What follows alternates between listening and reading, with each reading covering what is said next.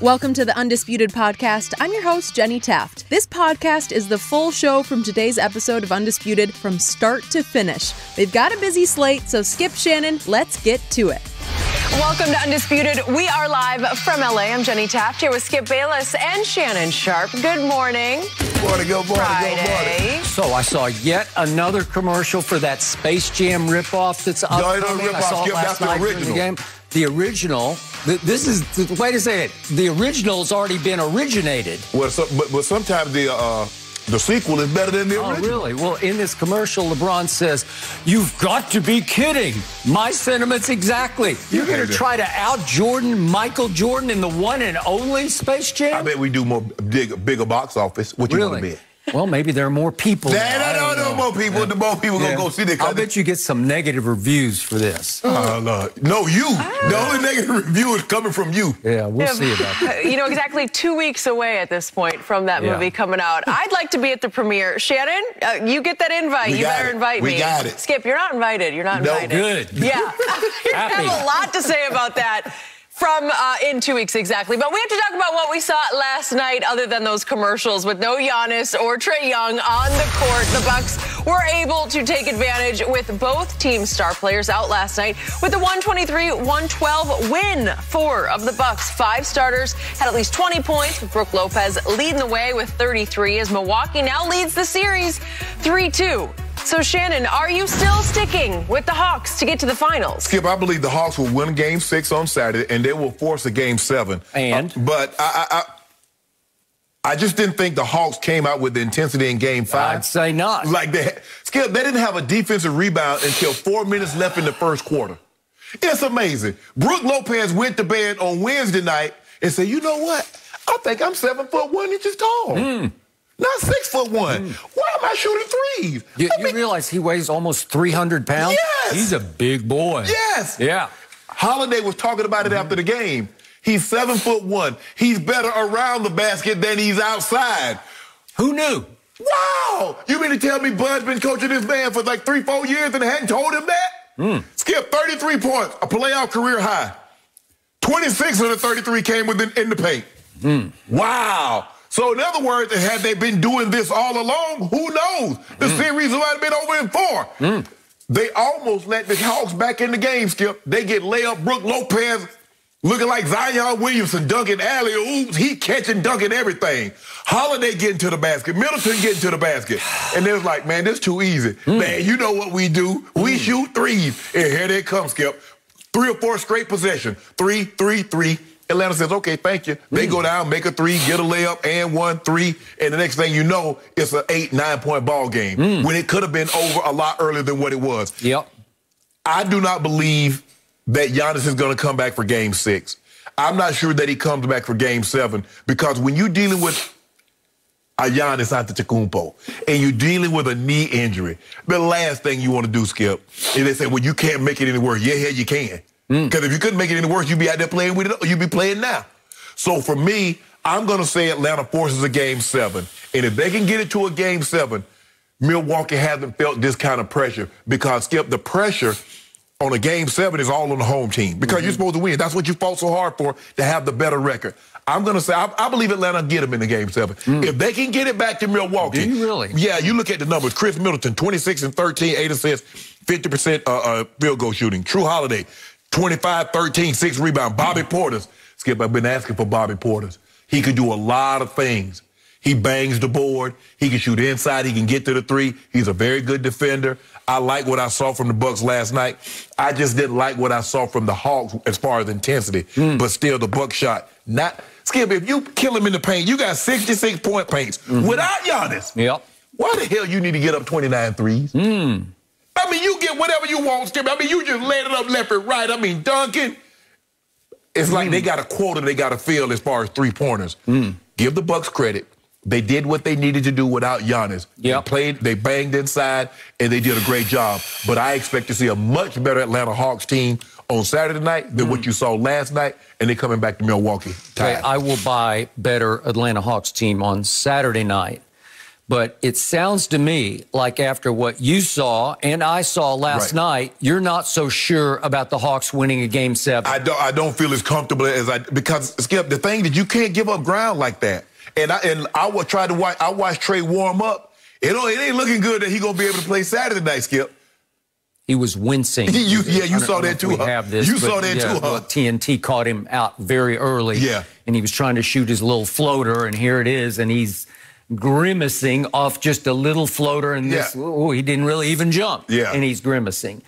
I don't know exactly what the injury is. It's a bone bruise, I guess. I thought it was an ankle turn to start with, but if it's a bone bruise, now he feels like he can't even hop on it. It's like his midfoot. Okay, so that looks pretty shaky to me.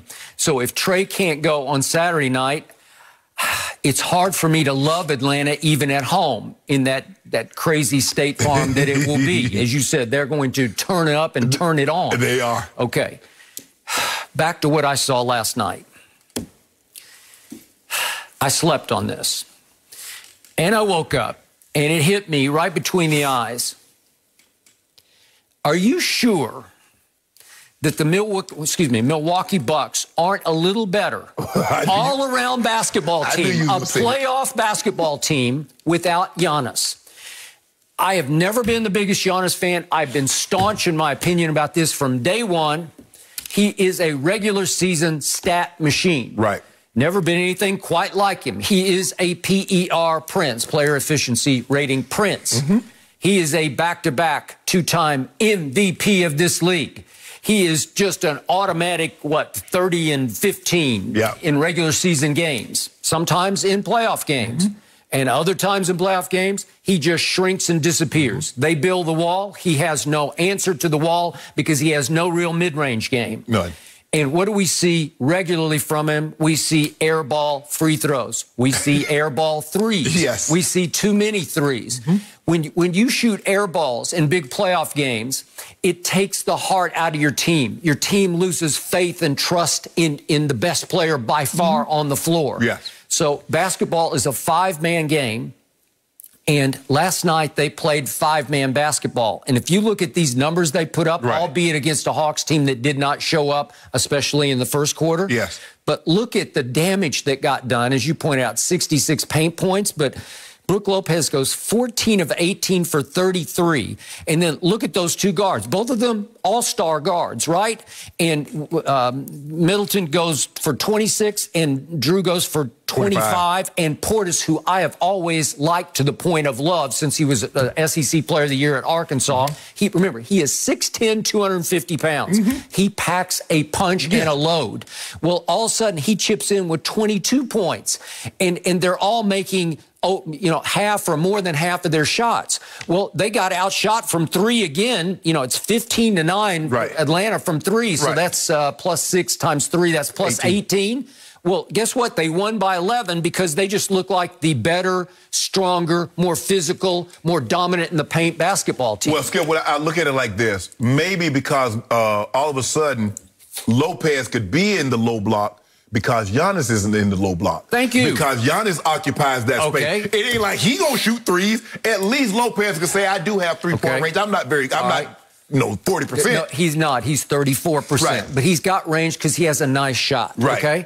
So what do we know about Brook Lopez? A lot of people have forgotten. And just let me finish making my case about this because I always had high respect for him when he was called Brooklyn Brook.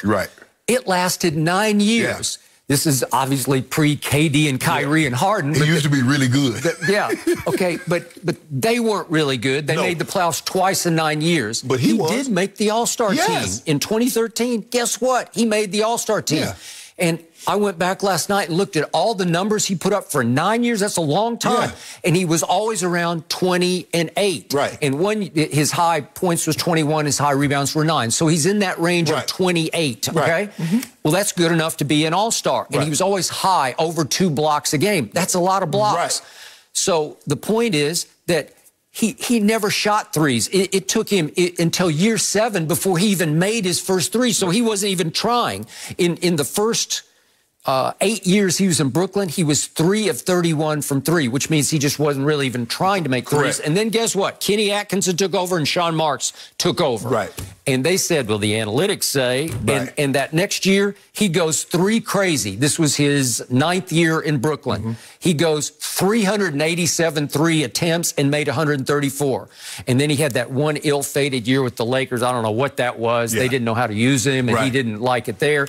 He winds up in Milwaukee. And what does he do? He's just jacking up threes like crazy because they have Giannis. Right. So they said, we'll put the 7-footer out on the flanks and we'll make you defend him, right? Yeah. And what has he done? Last year, Brook Lopez was on second team all defense for the Milwaukee. Right. Second team. Yeah. He was second in the league in blocks last year, so he can rim protect at the highest level. He'd be better at 7-1. Okay, thank you. So if suddenly Giannis isn't there and you can just camp in the lane, you're good in the lane because that's all you ever did for 9 years in this league. You were a low post scorer with skills and strength. Yeah, he got nice touch around the basket. Yeah, he can finish with either hand. Yeah, and by the way, that shot that he made last night, it was 5 minutes and something left in the first quarter. If we could see this, Drew Holiday said it was a bad pass on his part, and look what Lopez does with it.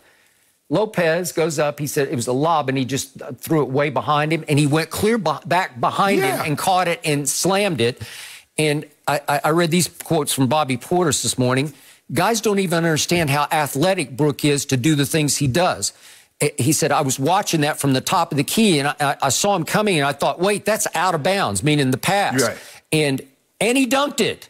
And he goes on to say, that was a special moment. Well, again, Brook Lopez is pretty talented. He's not young. I'm not saying he's better than Giannis, but is he a better fit for them as a playoff team than Giannis? Does he make it easier for the ball to move? Of course. Yeah. Because here's the thing, Skip. Because he can shoot from the outside, it's really, well, how do we defend him? Well, we let him defend himself because we just let him camp outside and we don't have to worry about him in the paint. Because you can't have 2 guys occupying the paint. Giannis has to be in the paint. Because Giannis ain't shooting no mid-range, and he's not a very good three-point shooter. He shoots like 19% from the three in the playoffs. All right. So I get what you're saying. I don't believe they're necessarily better without Giannis, Skip, because like you said, he's a walking 30-12 guy every night. He's had the exact same numbers in the regular season because you could even make a case, Skip.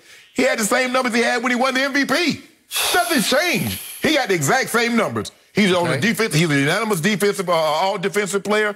But Brook Lopez, he's like, you know what? I'm going to make an effort. I'm going to stay in the paint. 14 of 18. He took 2 threes. That was too many. So if he doesn't take theirs, he's 14 of 16. He missed both of them. Yes. So he didn't have a 3 last night, and they won by 11. What does that tell you?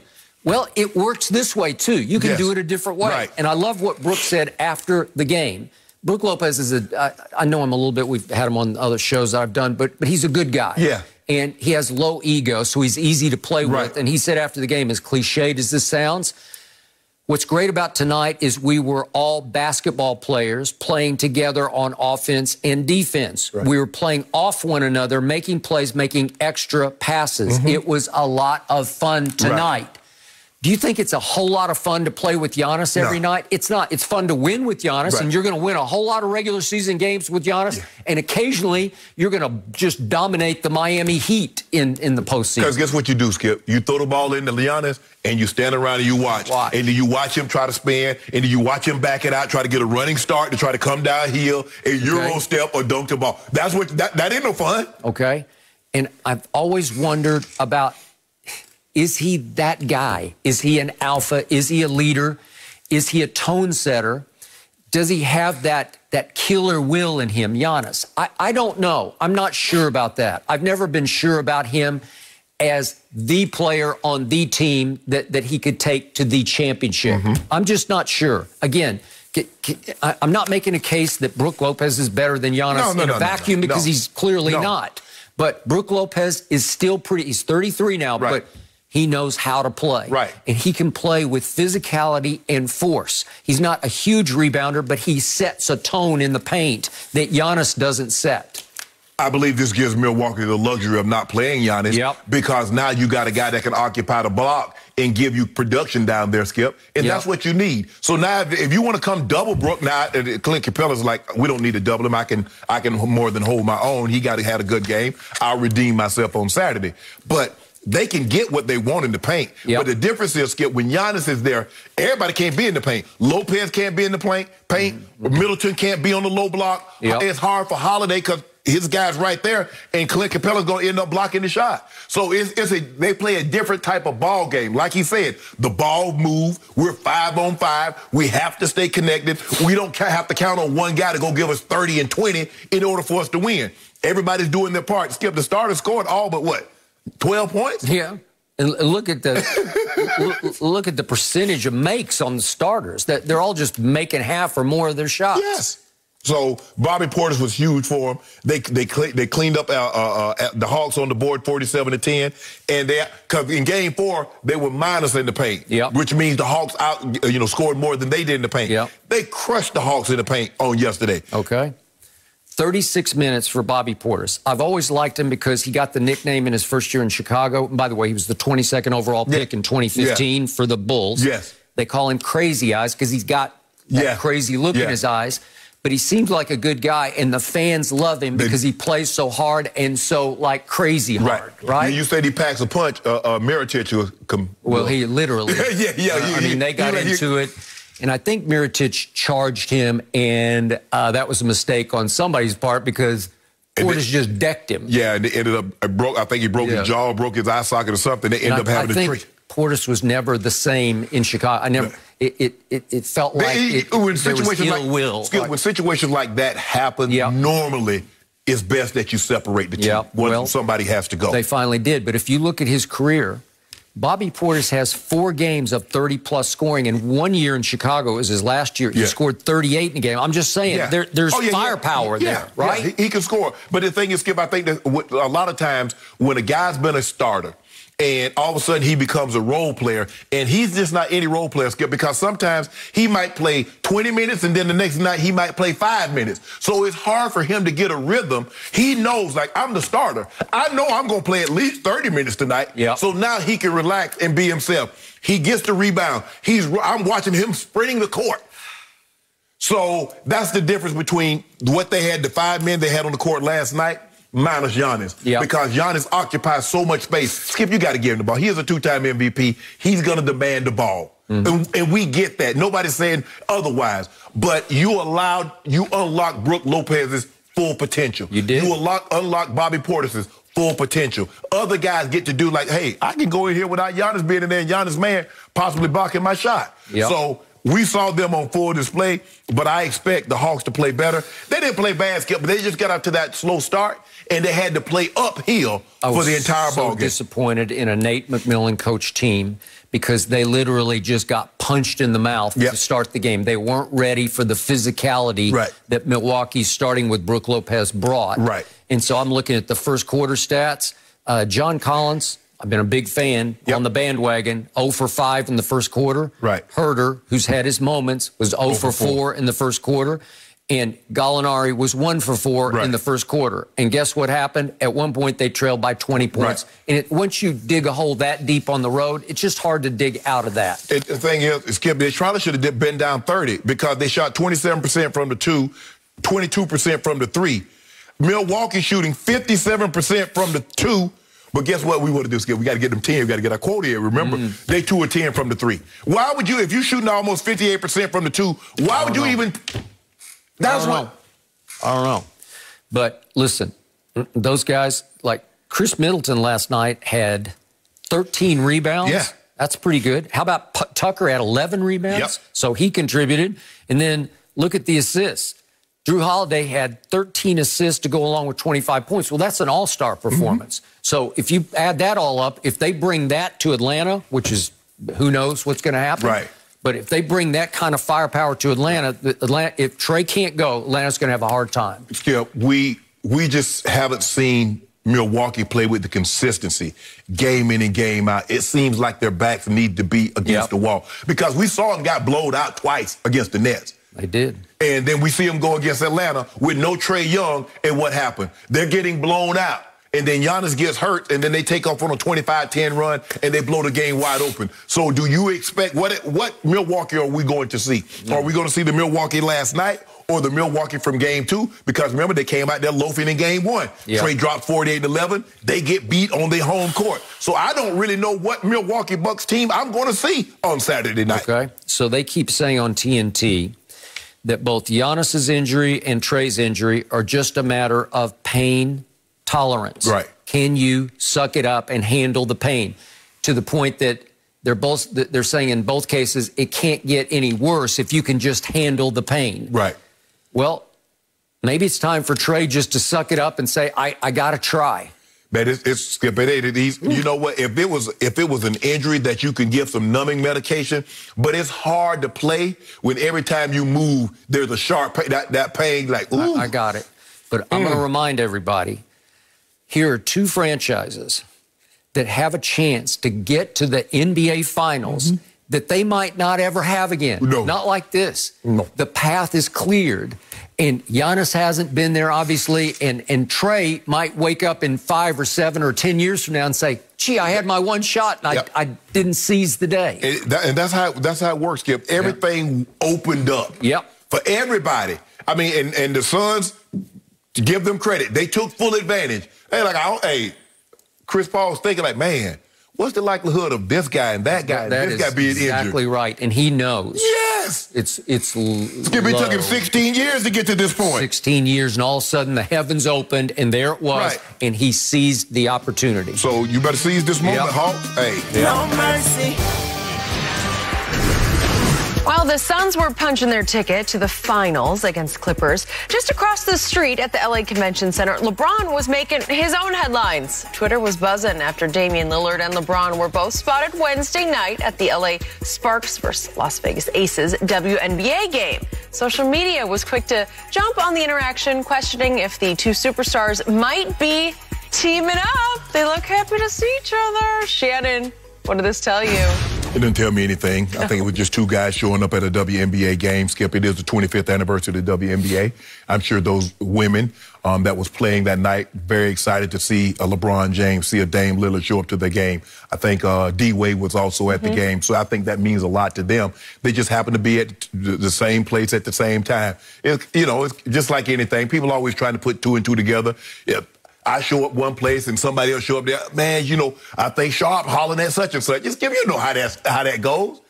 I don't think anything. Now, do you think LeBron probably will? Hey, bro, that purple and gold, bro, look good on you.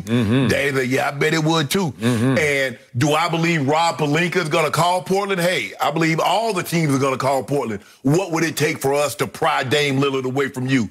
But at the end of the day, Dame is going to have a say on whether he stays or he goes. But I'm not going to read a whole lot into this, Skip. We know what Dame Lillard thinks of LeBron. We know what Bron thinks of Dame because he's made it abundantly clear. Give me Dame. I'll show you how important he is. I'll show you what he's capable of doing. Let me have him. And he's spoken, is it LeBron is the best player? Is he or KD? So I know what Dollar thinks of LeBron. I know what LeBron thinks of Dame. It's just, I don't think it's anything more than that. It was just a coincidence that Dame happens to be in L.A. He wanted to attend a WNBA game. LeBron is in L.A., obviously, attended a WNBA game. I'm not going to read any more to it other than that. My turn. For now. Nothing LeBron James is ever a coincidence. Nothing he ever does is a coincidence.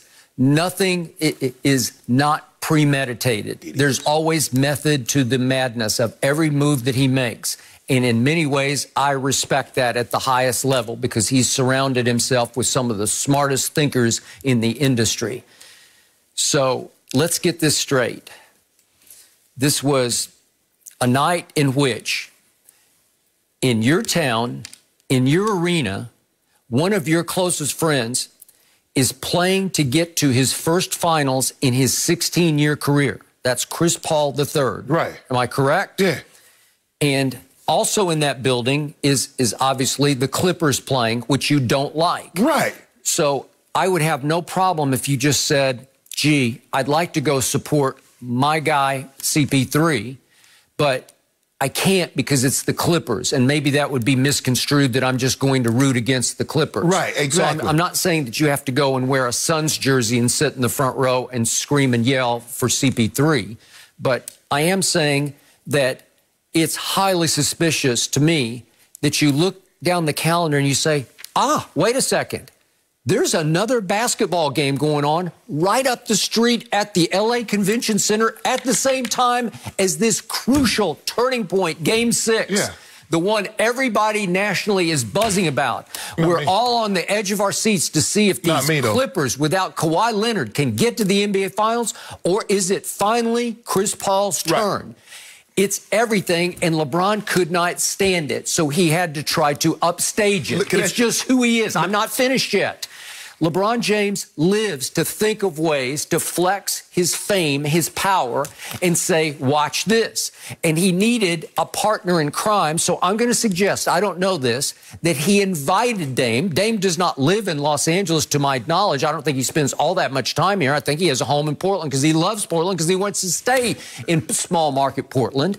And so all of a sudden, he shows up with LeBron at the WNBA game going on simultaneously to the game of the year, the one that could decide the NBA championship, which is going on in LeBron's house, in LeBron's town, a few blocks away in downtown LA. Are you kidding me? And you know what's going to happen, because LeBron knows if I make a big scene out of it and I hug Dame at courtside, you know what everybody's going to say. Uh-oh, guess what? No, that's what you said. No, that's what I didn't say it because I don't believe it, and you don't believe it either. No. But the internet is going to seize it and leap on it and run with it and make a huge story out of it, which they did, which effectively tried to upstage what was going on in LeBron's house just because he couldn't be there. Okay, that's your question. That was the game he was supposed to be playing in. Let me ask you a question. Of LeBron James' 15 playoff appearances, how many playoff games do you think Chris Paul has attended? Well, I don't know. Was he playing at the same time? No. So in the finals, so you got an opportunity to go to the finals. How many finals games do you think Chris Paul has attended? Okay, would that be LeBron's first finals? No. I mean, he got to the finals when he was like 20 years old, Yeah, right? Exactly. So did Chris Paul go? Well, he wouldn't go. He wasn't even in the league yet, was he? Yeah, he was in the league. Okay. In 2007, Chris Paul was in the league. Yeah, he came in. But he knew that LeBron was already going to finals after finals. They were cakewalking through the East. They were there every year. But Chris Paul's been to how many? Zero. Let me ask you a question. But how many times have Chris Paul seen LeBron James play a playoff game? Okay, but how many times did LeBron play a playoff game in Chris Paul's town? Like, how many times did that happen? Well, probably none. I mean, it's a rare...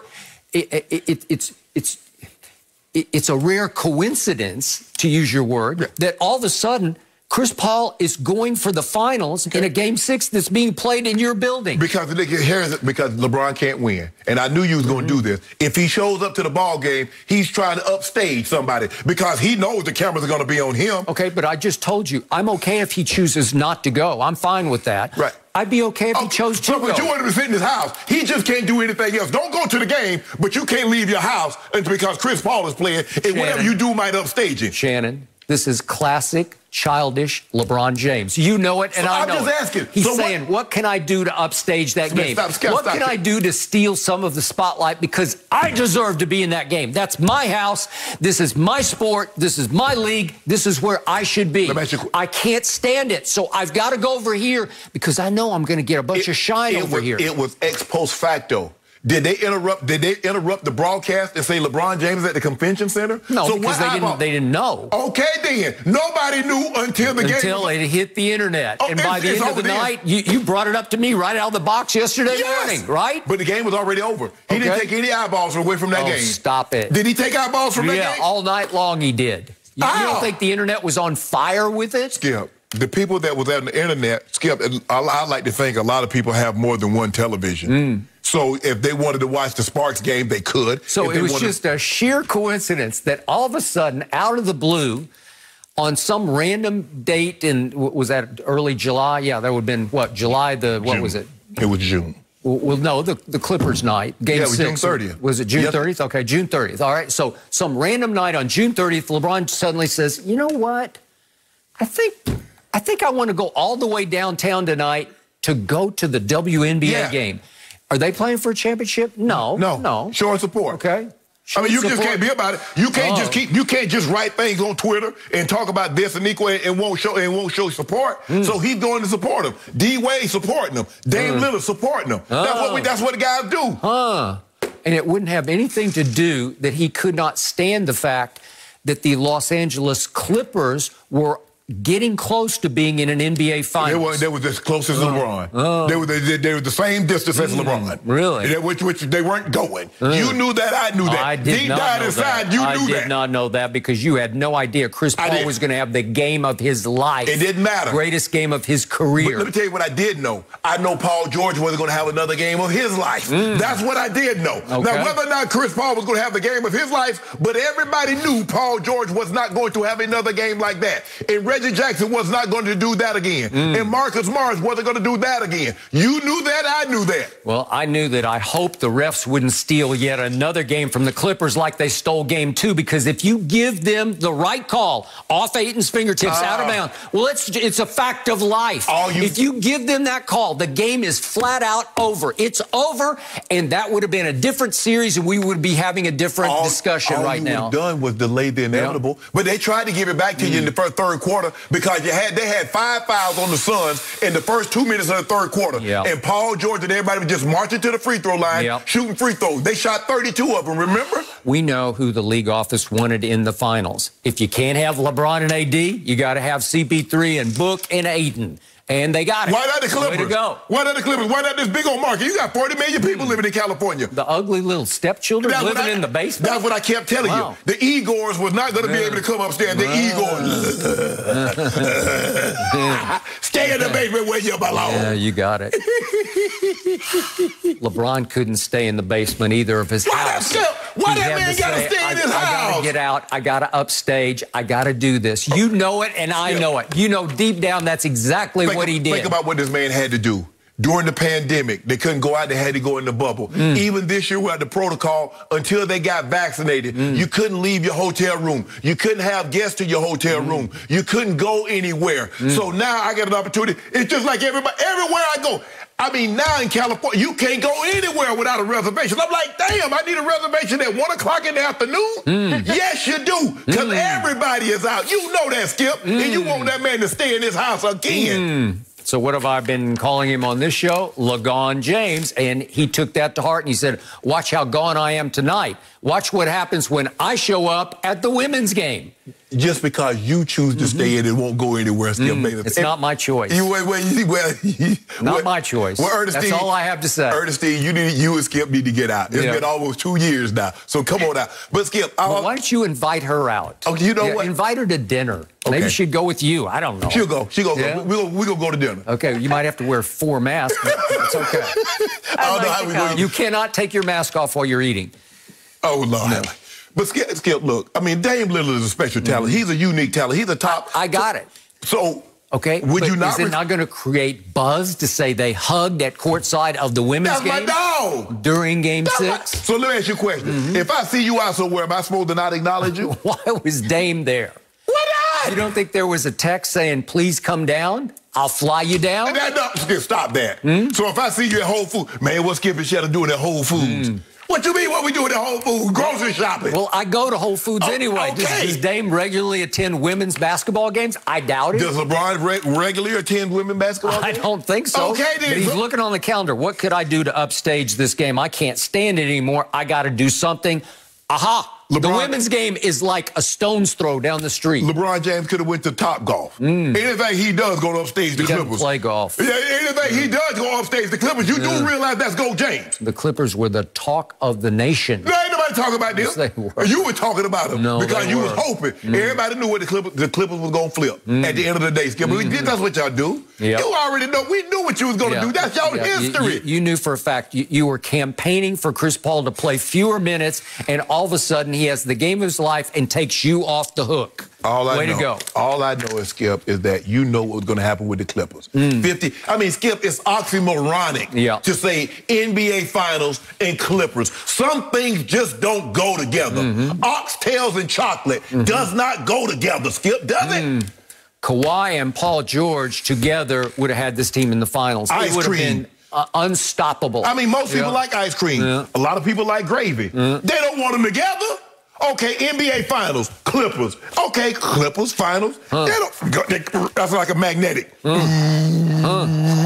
it's funny how much farther the Clippers went without their best player than the Lakers went without their best player, Anthony Davis. Skip, at the end of the day, I thought, see, people are like, oh, man, he went to college. I don't give you respect for going to college. I give you respect for graduating college. Oh, okay. It's making the playoffs and going to the Western Conference Finals doesn't do anything for me. Yep. If that was your goal, I thought the goal was to win the Larry O'Brien trophy. Yep.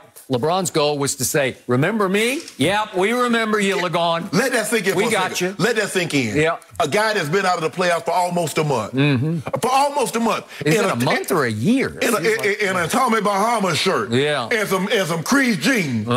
Upstage, the NBA Fifth Western Conference Finals. How does that happen? Flex that fame, LeBron. Way to go. That's what we do. Yep. That's what you did. Thank you. You finally agreed with me. No, what we do is we enjoy our life. We getting out, Skip. Free. That's like I do. Sometimes I just get out and just drive. I ain't got nowhere in particular to go. Yeah. Been shut up for 16 months. I'm out. I'll just go to the WNBA game. I'm honestly trying to not take offense to that, Skip. Why can't he like the WNBA and just want to watch a game? That's fine, LeBron has been watching them since 2017. He said he's watching them. He learns from them.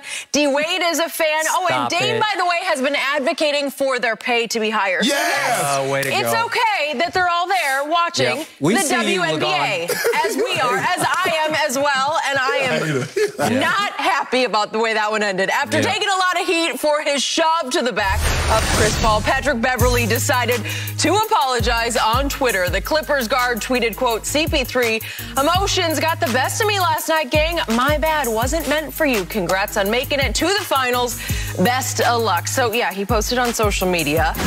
I'm reading between the lines. Shannon, on a scale of 1 to 10, how much did you like his apology? Skip, I like the fact that he apologized, so I gave him a 10.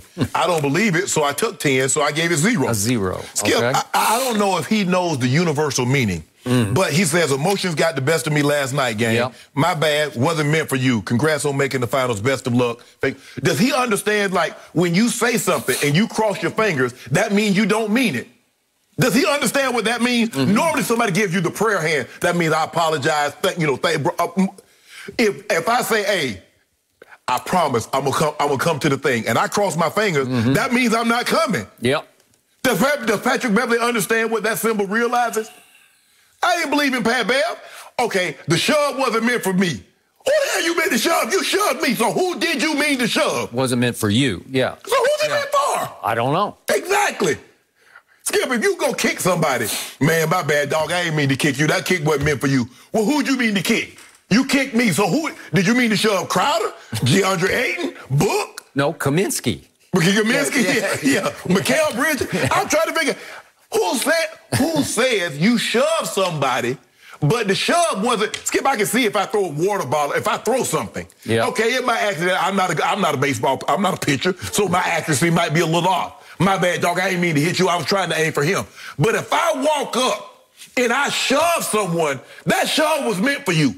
If you walk up and hit somebody, Skip, man, bro, I ain't meant to knock you out, bro. That was for somebody else. Dude, you hit me.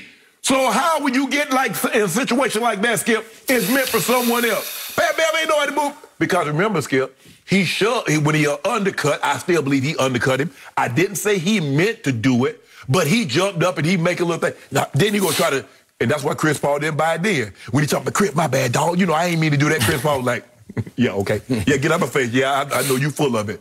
No, Skip, I don't believe, I have nothing. I put 0 weight in this apology. Okay. Because given his history, he's done it, and then he got his fingers crossed. Well, Skip, does he understand what fingers crossed means? Skip, we grew up. If you put your hand behind your back, you gonna do it? I promise I'm gonna do it. If you quit your finger, you cross your fingers, that means you not gonna do it. You don't mean what you say. All bets are off. Yep, you got it.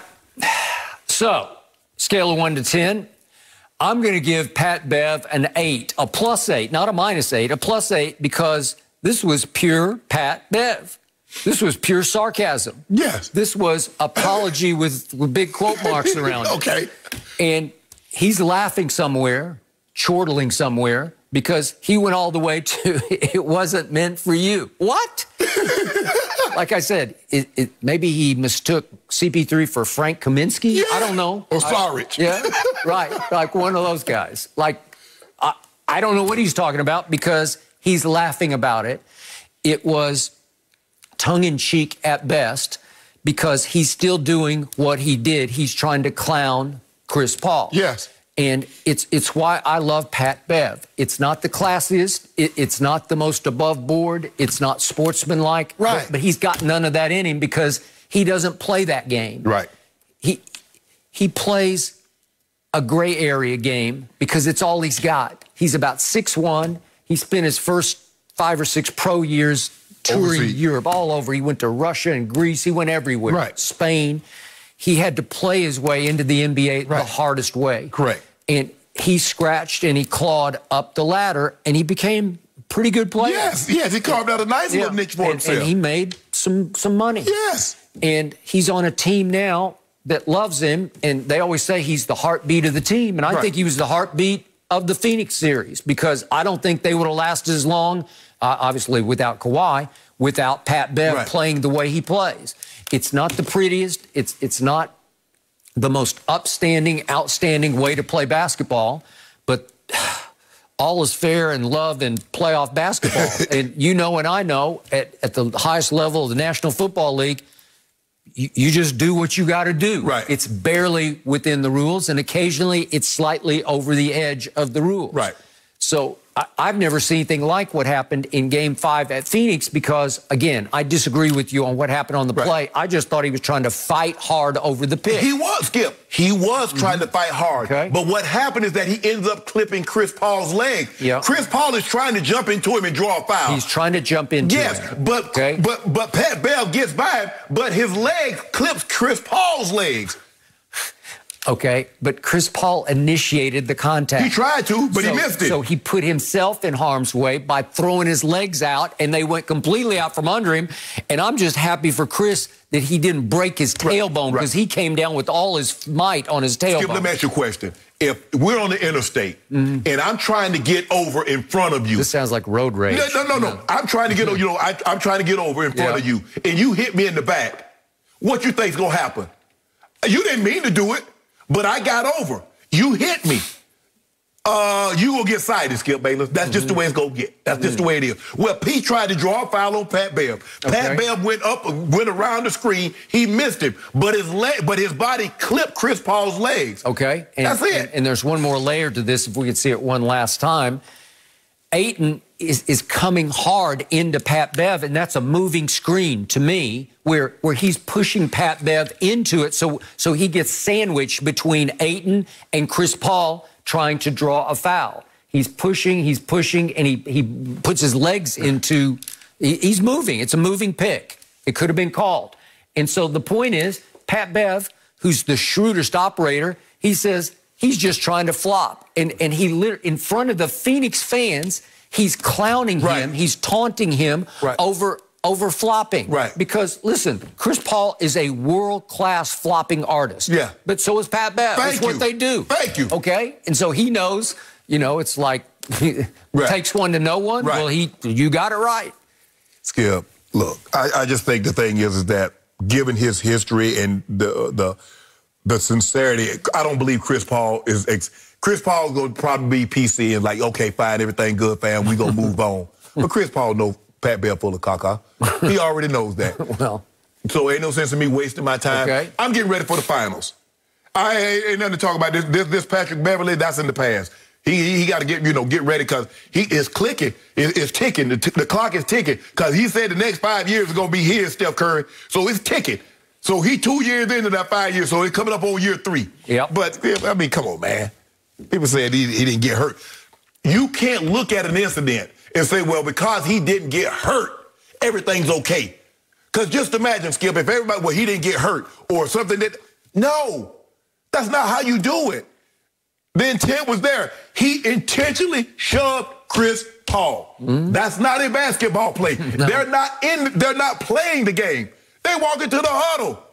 And he shoved the man, and then he gonna say, Skip, that wasn't for you. Well, I just need to know who the hell If somebody shoved me, my bad, Sharp, that wasn't for you. Okay, but as soon as I read that line in the quote-unquote apology, then I knew it was just straight sarcasm.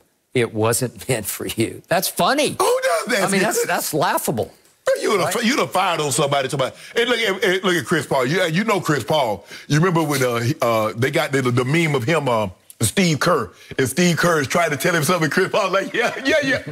Man, you full of it. He got time for you. That's the same thing. He looking at Pat Bev like, Pat Bev, get out my face, man. I know you full of it. So Pat Bev just dug in and said, I ain't going nowhere. Yeah. I'll see you next year. That's what he's saying. But, Skip, does he know what the cross the fingers mean when you issue an apology? I think he does. I don't think he does. Maybe he doesn't. Maybe that the new age people don't realize that. But that's the thing. If you tell somebody you're going to do something and you cross your fingers, that means you're not going to do it. I think he's got a lot of old school in him. Okay. Well, then, I think he knows exactly what he Well, that further lets me know he's full of it. And Chris Paul like, nah, I'm good. I'm getting ready for the finals. Y'all gone. You gone. Why all that talking, though? Yep. I mean, you get the crowd up, and he doing all that. You know what the message sent was? That we'll see you in the finals next year. Are you sure about that? No, I'm positive. You better hope that number 2 decides to come back. Oh, he'll come back. You better hope that number 2. He'll want to run it back. Uncle Dennis. Yeah. Now, you know Uncle Dennis might want some different perks. Yeah. He might not want no more Steve Ballmer perks. I'm more worried about Reggie Jackson, Mr. June. I just hope he's Mr. October with this team. No. Oh, now you want Reggie Jackson back, huh? Yeah. Reggie said he gone. It's going to be like Tampa Bay. We're all going to come back and run it back. Are you sure? Yeah. Are you sure Kawhi wanting to come back? They said he was upset about how the medical staff. We will discuss that a little later in the show in depth. No mercy. Yesterday marked the first day that the NCAA allowed collegiate athletes to make money from their name, image, and likeness. While many current athletes started signing deals almost immediately, many on social media began to ask which former athlete would have made the most money off their likeness. So, Shannon, which former college football player would have made the most money? I think I might surprise you, Skip. I'm going Johnny Football. That's a good Johnny Football, Skip, baby. The house that Johnny built. Skip, he trademarked the name Johnny Football, became the first redshirt freshman to win the Heisman Trophy. During his Heisman season, A&M got $740 million in pledges and gifts, an all-time record for a public university. Now, Johnny Manziel is what he's what you want on social media. He's flashy, he's outgoing, and those are the guys, those are the influencers. And so guess what? Somebody's going to attach, not on somebody, a lot of companies and a lot of somebodies were going to attach their name to this young man. Oh, Johnny Manziel's going to make $50 million.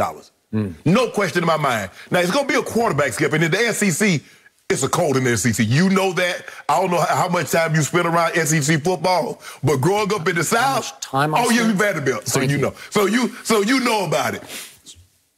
The Herschel Walker, the Tim Tebow, the Cam Newton. Oh man, Cam would have made bank. Ooh, Lord, Cam would have made bank.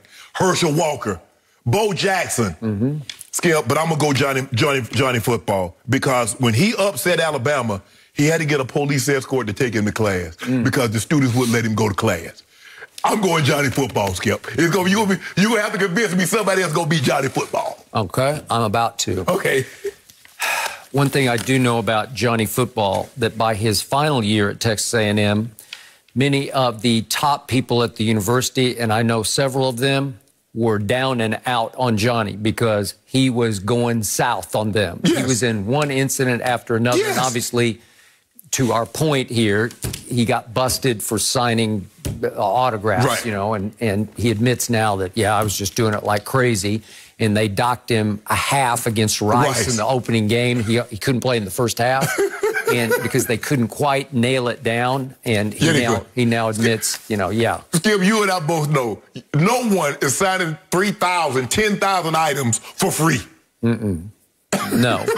And so now that's a thing of the past and a joke, because now you can sign as many as you want for as much as you want. Way to go. Thank God for all of that. A.J. Green, Todd Gurley got suspended for 4 games for doing that. Shannon, you know where I'm going with You go Tebow. It's the only place to go, because he became the most famous college football player ever. And I get you about Herschel. I know Herschel. I had my battles with Herschel, but we became friends. I don't know Cam, but he'd be up in there also. Reggie Bush would be up in there. Yeah. Definitely. We can go on and on. I got him, Deion Sanders. Absolutely. But think about Tebow's run through Florida. As a freshman, he was just the designated touchdown scorer. Chris Leak was the starting quarterback. But look at what Tebow did for a team that went on to win the national championship. He scored a bunch of touchdowns. He threw 5 touchdown passes, a lot of them jump passes from like 2 yards out, and he ran for 8 touchdowns. And in the national championship game against Ohio State, they won 41-14. He ran for a touchdown and threw for a touchdown. He was a thing as a freshman. He was a force of nature as a freshman. People were buzzing about him as a freshman, and as a sophomore, all he did was win the Heisman Trophy. And as a junior, all he did was he lost a regular season game to Ole Miss, and he gave, you could argue, the second most famous speech in the history of college football to the Rockne speech, right? Where he gave the, I promise you we will do this and that and the other after the Ole Miss game, and he backed it up. And they went and beat my Oklahoma Sooners in the national championship game, so he wins his second national championship as a junior. And even as a senior, he was still, once again, the SEC Player of the Year. And he would have been so big by his senior year, I think he would have eclipsed in bag all of the above. Skip, here's the thing where Johnny Manziel works and Tim doesn't. Tim Tebow was a rock star with 0 rock star habits. Johnny Manziel was a rock star with all the habits. Johnny Manziel was the rock band, the 80s rock band. He was the Mick Jagger, Skip. He was all that. That's what people like. Hanging out with Drake. Tim Tebow, so he hanging out with all the stars. He's sitting courtside. LeBron James dapping him up. I mean, for a while, he was going to be a clutch client. So think about that, Skip. And I agree, because when I was putting out, I was thinking, the first thing I was like, Tim Tebow. That was the first thing came, and then I started like, hold on, Johnny Manziel. Now, obviously, Skip, a lot of guys like Herschel and Bo and all those guys, that was way back. But this is the heart of the social media era. So back, because you got to think about it, Skip, there was no IG when Johnny played, or Tim. It was just Twitter. But Johnny's Twitter was bigger than Texas A&M. It was bigger than everything associated with Texas A&M. Combined. So when you combine him, his rock star status, his rock star lifestyle, the people that he hung with, and you just Skip, you know that Texas money hit, that Texas money, that thing deep, that oil money, they hit different. That oil money hit different. Now, I ain't saying they ain't got no money in Florida, but that oil money in Texas, that thing hit different. Now, they love, ooh. Okay, but we're talking about national endorsement impact. That's what we're talking about. The ability to market and sell products nationally. But Skip, Tim Tebow ain't have no Johnny Football. You got to have a nickname. You got to have prime time. You know what? Tebow is a nickname because it's such a weird name. Well, it's just all you need to say is Tebow. Skip, it's like Mike. Yeah. Or LeBron. See, when you still Johnny Skip, man, like I'm saying, it's close, Skip. It's probably going to be a quarterback. It's probably, Vince Young. that Texas. He'd be in this conversation. Reggie out here in California. I agree. With all the opportunities. So, but probably going to be, I'm going to say a quarterback, because just like quarterbacks now, they make the most money. They might not be the best player, but they make the most money. So I'm going to go, it's going to probably be a quarterback, but man, all I needed was a little more McDonald's sponsorship and encourage dry cleaning. Just clean the boy. I had to have them jeans stars, the eyes, the polo. That's all I needed. You're talking about Savannah. Yeah, a little something. You shoot your boy a little something. Right. McDonald's, y'all can hold your boy. I just need to be able to give me a 20-piece nugget, 2 Big Macs, supersized fries, supersized Coke. I thought you didn't eat that in college. In college? Oh, in college you did? Yeah. Oh. Better believe it. Okay. Yes. Developing some sound habits. No. I was developing college habits in college. But yeah, Skip, it's gonna be. And you see some of the kids already cashing in. Some of them got like $20,000 deals. And I saw Chipotle says, hey, they looking for a few spots. Hey, Chipotle, hook your boy up. I ain't in college, but Listen, this is landmark. This is breakthrough. This is arguably the biggest thing that's ever happened to college sports this side of Title IX. You do realize the margin is about to get a lot larger between the top schools and the other schools. You do realize that, Skip? The Alabamas, the Ohio State. Hold on. Didn't Dabo Swinney say he was going to retire? If they ever started letting players get paid, he was going to retire. He was going to walk away. Now, I need him to be a man of his word. I don't think that's going to happen. He ain't going to walk away from $9 million. Okay, one loophole here for him is, well, we're not actually paying the players. They can go get their bags elsewhere. Yeah, that's okay. So it's like college figured a way out from under. You got to pay the players because you're making billions of dollars in TV contracts. These colleges, they operate through booster money. The player don't care where that money come from. It can come from the college, it can come from Ed, the car salesman. I don't care. As long as I'm getting that bag, Skip Bayless, I don't care where the money come from. It's green in his skin. Now it's not straight pay the players. You know, you're not going to get a check every week or month, that's right? Okay.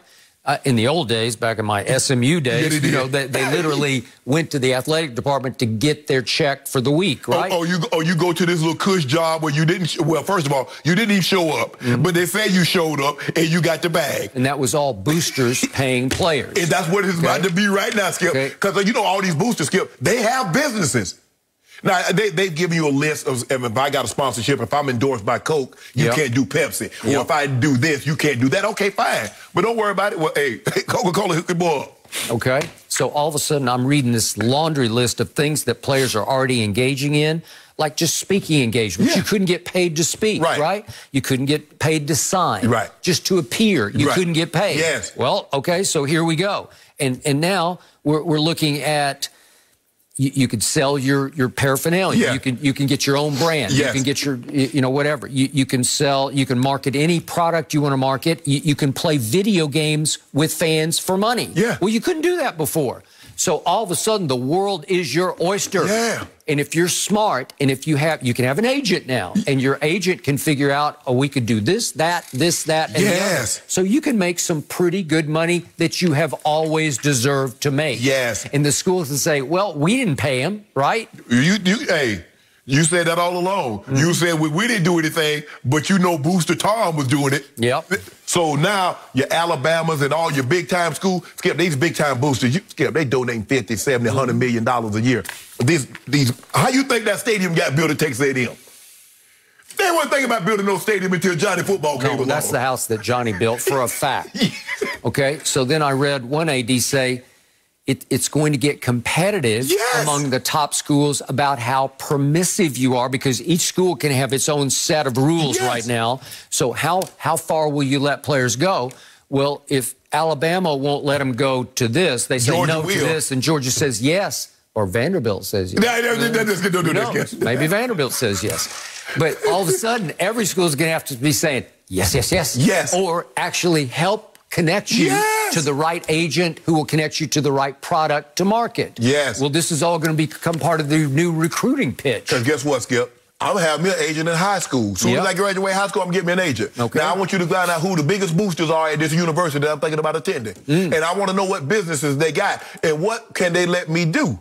Because if I'm a 5-star or 4-star, Skip, I'm coming in I'm already worth $250,000. That's at the least. Now, I have me a good season, that price just goes up. Oh, these guys somebody about to come on college campus with a Ferrari. The days of riding a bicycle and a Vespa, Skip, that's over. The days of backpacks and headphones, that's over. And the days of driving up in a Ferrari and having a reporter dig about how did you acquire this are over. Exactly. Right? So now you don't have to tell the lie when you come show up with a car. You don't have to keep quiet that, well, this school bought the car, but that school putting gas in it. You don't have to do that anymore, Skip. Everything is on the up and up. Man, you know, can I get paid?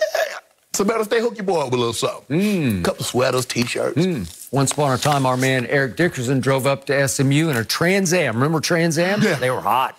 Guess what? And that was the SMU, that's in Dallas, right? And 1,500, 1,800 miles away, Herschel Walker drove up in the same Trans Am. I'm not saying it could be coincidental, but that seemed to be the car of the running back. Okay, but Eric Dickerson deserved more than a Trans Am. He deserved a Ferrari. Oh, yeah. But you know, Skip, he came from Sealy, Texas. He did. And that was even before Miami Vice. So you pull up in a car that nobody had even heard of before. They would have got the death penalty a lot sooner than what they did. Well, but I am so happy for these athletes. They had some wealthy boosters themselves. Yep, I told you that Texas money hit different down there. You know that, you spent time down there. I was right in the middle of it. Exactly. Johnny Football, I mean, he came from money. But Johnny Football probably made $3-4 million a year, Skip. Well, Tebow might have made 20. Crazy. And there have been some women, Candace Parker, Maya Moore, Jennifer Taurasi. Big. Yeah, hey.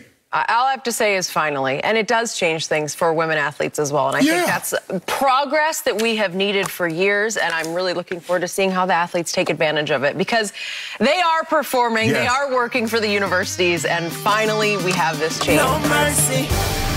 With no Giannis or Trae Young on the court, the Bucks were able to take advantage with both the team's star players out last night with the 123-112 win. 4 of the Bucks' 5 starters had at least 20 points, with Brook Lopez leading the way with 33 as Milwaukee now leads the series 3-2. Fox Sports NBA analyst Chris Broussard joining us now. But Skip, earlier in the show, you made the case that the Bucks looked like a better basketball team without Giannis last night. So please elaborate. I said earlier in this show, Mr. Broussard, that I thought last night the Bucks looked like a little better playoff basketball team without a guy, Giannis, whom I've never been a huge fan of. I know Chris is a fan of him. I think you sort of on and off, hot and cold. But I've just never been completely sold on a playoff Giannis who doesn't seem to have that killer will, those trustable intangibles in huge playoff moments, because he has regularly melted down and flamed out in big playoff series. So here we go again.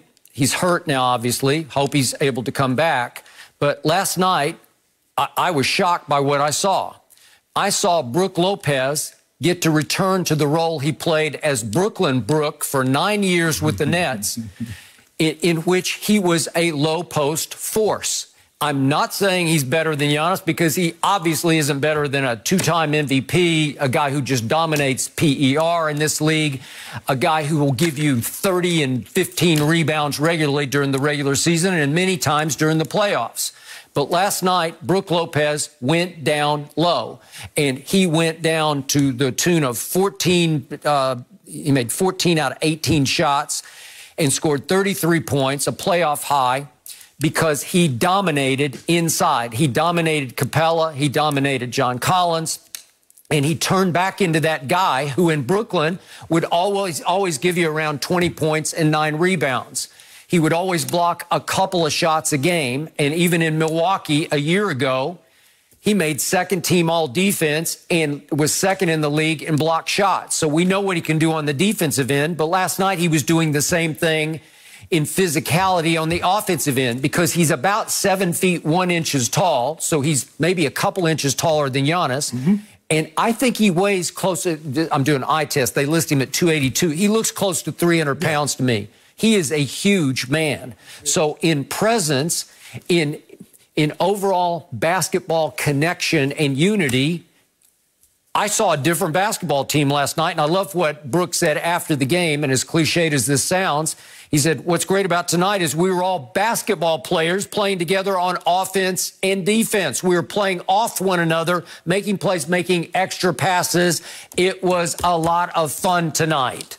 Well, I don't think they always have fun with Giannis, because as Shannon keeps bringing up, you dump it into Giannis and you let him wheel and deal and dribble, and maybe he goes left, maybe he goes right, maybe he gets to the foul line, maybe he airballs a free throw, maybe he drifts back out and shoots a 3 and airballs the 3. And my point with those airballs is they take the life out of a basketball team. They take your heart away. They take your trust away in the guy who is supposed to be your alpha, who's not really put together. He doesn't have the makeup of an alpha, a leader, a guy with killer will. So in the end, I think they're just fine with Brook Lopez returning to the role of being Brook Lopez in Brooklyn Brook. Yeah, but the thing that I was trying to convey to Skip, Chris, is that he and Giannis can't occupy the same space at the same time. they're basically two jumbo jets trying to get into the same gate. Jumbo jets, you can't do that. So now that Giannis is away, now I can occupy it because it's not like Chris Middleton wants to play on the low block. Holiday's not going to be on the low block, but Giannis needs to be on the low block because he doesn't have a three and he doesn't shoot the mid-range well. So what is he going to do? He's either going to try to get to the paint or he's going to back it out and try to go downhill on Clint Capella. So now with Giannis out, Brook Lopez says, hey, this is my spot. I can be here. Thank you. But you also saw Brook Lopez saw where the game was heading. So he's like, either I evolve instead of just being a low post player and be able to shoot the three, or I'm going to become extinct. People are going to be looking at him like he's Andre Drummond. Yep. Andre Drummond is a traditional big man. He grabs rebounds, can play on the low block. Yep. Brook Lopez, like, well, that's not where the game is trending. The game is trending that I need to branch out. Now, I'm not going to say I disagree with you, Skip, but when you look at it, the ball's going to have to move because they don't have a guy that says, you know what, he's going to get me 30 and 15. I think Budenholzer pencils in every night. Giannis is going to give me somewhere between 28 and 32, somewhere between 10 and 15 rebounds, and somewhere between 3 and 5 assists. That's what I know I'm going to get. Mm-hmm. Well, that's gone now. Mm-hmm. So now we got to play team ball because we don't have anybody that we can pencil in. Like you've been saying all along, Chris, True Holiday and Middleton, they're good guys. But I'm not penciling them in for anything because I don't know what I'm going to get on a given night. I might get 30 from Middleton. I might get 10. Mm-hmm. I might get 25 from Holiday. I might get 11. So I can't pencil anything in. The ball moved. They didn't have anybody that's a black hole that when you give him the ball, there's not a good chance you're going to get it back. So Brook Lopez went back to Brooklyn and says, let me dominate the low block. Yep. These little small dudes can't do anything with me. Yep. And he punished them. 26 of his 33 came within in the paint. Yep. That's the recipe for success. But what did they do, Chris? As soon as they get a big lead, they start jacking up threes again, and here come Atlanta, get back into the ball game. I don't know if they're necessarily better without Giannis. I just know they're different without Giannis. Okay, and Chris, before you go, last quick point. All of a sudden, without Giannis, you freed up a spot in the starting lineup for a guy I've always liked in Bobby Portis, who was the SEC Player of the Year at Arkansas, 22nd overall pick in the first round to the Bulls, 2015. He's had big games in this league. He's had 4 30-plus scoring games, 1 38-point game, because he's 6'10", 250 pounds, and he is also a load. And I liked him in the rotation in the starting lineup, being able to play 36 minutes last night. Go ahead, Chris. You guys are making some major conclusions off one game. One game. I'm ready to say, no, the Milwaukee Bucks are not better without Giannis. There's no way. There's I said they're not better. I said they're different. Not in the regular season, not in the postseason, not in the preseason, not in an exhibition game, AAU, whatever. They're not better without Giannis. There's no way. This was one game. I could go back to a couple nights and look at Atlanta without Trae Young and say, my goodness. They were destroying the Bucks in the first half without Trae. Are they better without him? We see this all the time. How about Phoenix? People are actually saying it. Phoenix goes up 2-0 on the Clippers without Chris Paul. And then they lose 2 of the first 3 with him. Are they better without Chris? The Clippers beat Utah 2 games out of 2 without Kawhi, and we're 2-2 against them with Kawhi. No, they're not better without Kawhi. I mean, look, we all know how inconsistent the Bucks are. I'm not predicting this to happen, but they could come out in Game 6 and lay an egg. And let's not forget, I'm predicting that. They were playing against an Atlanta Hawks team that has nothing without Trae Young. On paper, the Bucks did what they should have done to Atlanta. On paper, the Bucks have 3 guys outside of Giannis that made all-star teams. Drew Holiday, Chris Middleton, and Brook Lopez. Atlanta doesn't have anybody who has made an all-star team or is likely to make an all-star team on that roster. So you guys are right. They went and played 5-man basketball, which is more effective than building everything around one player. There's no reason they can't do more of that with Giannis.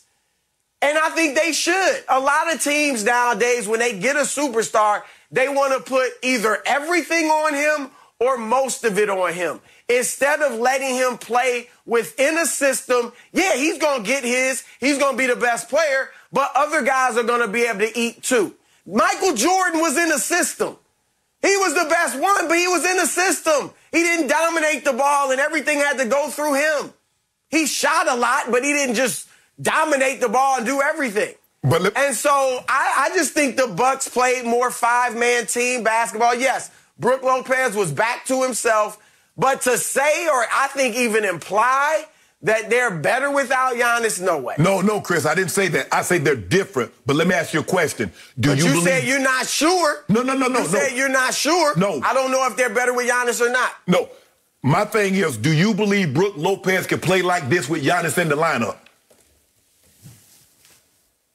When he gets his money, he had only been playing 20-something minutes a game anyway, so they can play both of them. You know, they can stagger him a little bit more. But can he play in the... Look, today... But in the paint. Today, a lot of coaches, we talked about the analytics yesterday, dominating these coaches' thinking. They act like you can't have two guys near the paint. I'm not saying put one on each block, but you can certainly have both of them near the paint, and they're moving. A lot of what Brook did, he was coming in off the three-point line and flashing into the paint, and he'd get a pass from a Drew Holiday or somebody like that. So it wasn't all putting him on the block. You could put one near the free throw line or the elbow, one at the dunker spot. Like, you can mix things up. That would mean you would be coaching. Coaches feel like everybody has to play the same way. Well, the Bucks have personnel that would allow them to play a little different than most times. But usually they don't capitalize on it. But you'd be asking Mike Budenholzer to coach. You said that he was diving in from the three-point line into the paint. Well, where's Giannis going to be? He could be on the dunker spot. Or he could be on the perimeter at some point flashing too. That's how they can get the ball to Giannis too. Have him flash as well, which they do at times. So Chris, I just think, last night it was great, but we could say the same thing about Atlanta two games ago. Chris, what do we always have to say about Giannis at the end of every playoff run? He disappeared. The other team built a wall, and he's got no mid-range, and he failed epically. We've seen it again and again and again. It's just hard for me to buy into he's that guy for this team to do that thing to get them to the championship. I haven't seen it yet. Well, have you? If you go back to Toronto when Kawhi beat him, those last 4 games he disappeared. Obviously, Miami last year he disappeared, but this year, he's been putting up numbers. He's 30 and 15 every night in the playoffs. It seems like. Okay. Now the air balls have become more frequent, no doubt, but 30 and 15 every night. He hasn't disappeared. Teams haven't been as effective with that wall. Yeah, but still, he had one good game, Game 7 at Brooklyn, when Kevin Durant was forced to go 1-on-5 because Harden was a shell of himself, and talk about disappearing. He shouldn't have even been out there. So to me, Giannis got a big break. He played very well in Game 7, but right on schedule, it was time to see if he could rise and shine against this Hawks team. I'm just not sure, because when they get desperate, they just go to Giannis. Right. And Giannis hasn't been capable of pulling it off. Well, you saw the ball movement last night, Chris. You look at Holiday. You look at Middleton. Right. You look at Brook Lopez. The ball was moving last night because they didn't have, you know what? And sometimes, Skip, Chris, you become so reliant on a superstar player. Well, just give him the ball. He'll make something happen. That's what happened with the Clippers, where the Clippers we still got Paul George, and you saw Reggie Jackson make plays. You saw Marcus Morris make plays. Terrence Mann came off the bench. This is what you're forced to do when you don't have your superstar player. It's just hard that when one guy is really, really good, and that's really his only option, is to play inside the paint or close to the basket, which is Giannis. At least Brook Lopez can go outside. He's not the greatest three-point shooter, but he can make the three. He's better than Giannis. And so to put both guys, and I think Brook Lopez says, you know what? I'll just mosey on out to the three-point line, and I'll hang around out there. He wasn't hanging around out there last night, Chris. He was getting his big butt down on the block. They were crashing the board. They dominated the Hawks on the board. All those points in the paint, and that's what you need. That's the way they should play. They shouldn't jack up all these threes when you're shooting 29% in the playoffs from the three. When you're killing people in the paint, you're like, you know what? We still got to get our quota. Ain't no way they should have shot 29 threes last night when they're punishing the little Hawks in the paint. I'm with you on that. I think the only conclusion we should jump to after last night is that if Milwaukee ends up beating Atlanta, and if Giannis can't play in the finals, they get swept. If you're a Bucks fan, well, I think if you're a Bucks fan, you have some hope. Look, Phoenix is going to be the favorite. There's no doubt, especially if Giannis is out. But if you're a Bucks fan, you can look at this and say, look, Phoenix isn't LeBron and AD. Phoenix isn't Brooklyn with full health. Like, Phoenix, as good as they've been, they're not scaring anybody. Right. They're not intimidating anybody. You don't go in that thinking we can't win. Yeah, so I think Bucks fans should get optimism and say, look, if Giannis can't come back, then we still have a shot. If Chris Paul loses to a Bucks team minus Giannis, this was almost like he didn't make the playoffs. This would be terrible. You can't lose to the Bucks without Giannis. You cannot lose to a team without their best player in the NBA Finals, especially if you're that guy. And Chris Paul is one of the better players. We're not debating that, Chris. But he cannot lose to the Bucks without Giannis. He cannot. I mean, he can, but that would be losing to the Hawks. That's it. I mean, really. Yeah, oh, yeah. Even with Trae Young, he can't lose to the Hawks. True. Because their best player is a point guard like you are. So what we got? Who you got tomorrow? I think the Hawks might. Oh, interesting. The Hawks are watching. The Hawks are watching this. And so are the Bucks, and the Bucks are getting the big head. Brook Lopez like, yo, I'm the man. Yeah. Brook Lopez think he was Jokic yesterday. Yeah, the crowd was loving it too. No mercy. Convention Center, LeBron was making his own headlines. Twitter was buzzing after Damian Lillard and LeBron were both spotted Wednesday night at the LA Sparks versus Las Vegas Aces WNBA game. Social media was quick to jump on the interaction, questioning if the two superstars might be teaming up. Chris Broussard still with us. But earlier this morning, Skip, you had a little problem with LeBron attending this game while Chris Paul was playing the Clippers at Staples. So I'm going to give you an opportunity here. Explain yourself. I don't even have a problem with it. It's just vintage, classic LeBron James. Earlier, Shannon said it was just a mere coincidence that he wound up at the WNBA game being played at the LA Convention Center at the same time Game 6 was going on in LeBron's house at Staples Center. Right. It was classic childish LeBron saying, I can't stand it that the NBA world is riveted on a game in my house, in my town, in Hollywood, featuring the Clippers and also featuring LeBron's, one of his closest friends. It might even be his best friend, for all I know, Chris Paul III. And Chris Paul was on the brink of finally making it to his first NBA Finals in his 16-year career. And I don't have any problem if LeBron chose to say, I don't want to upstage Chris in what could be his greatest moment, so I'll just watch this game from home or wherever else he wants to watch it from. But to choose to go to a WNBA game at the same time, and I got no problem if LeBron wants to go to every WNBA game the whole year. No problem with that. Way to go, LeBron. But he doesn't go to every WNBA game, and he chose to go to this one. This one is going on simultaneously with Game 6. And it was classic LeBron flexing his fame, saying, remember me? I know that guy over on Undisputed. He calls me LeBron James, but I'm here.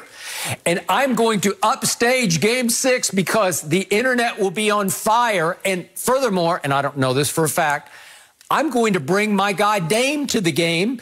And I don't know why Dame was there. He just comes out of the blue. Mostly he stays up in Portland. No, he doesn't. He all over the place. Okay, He in Oaktown, all that. He is from Oaktown, but I don't know that he spends a whole lot of time in Los Angeles. I could be wrong about that.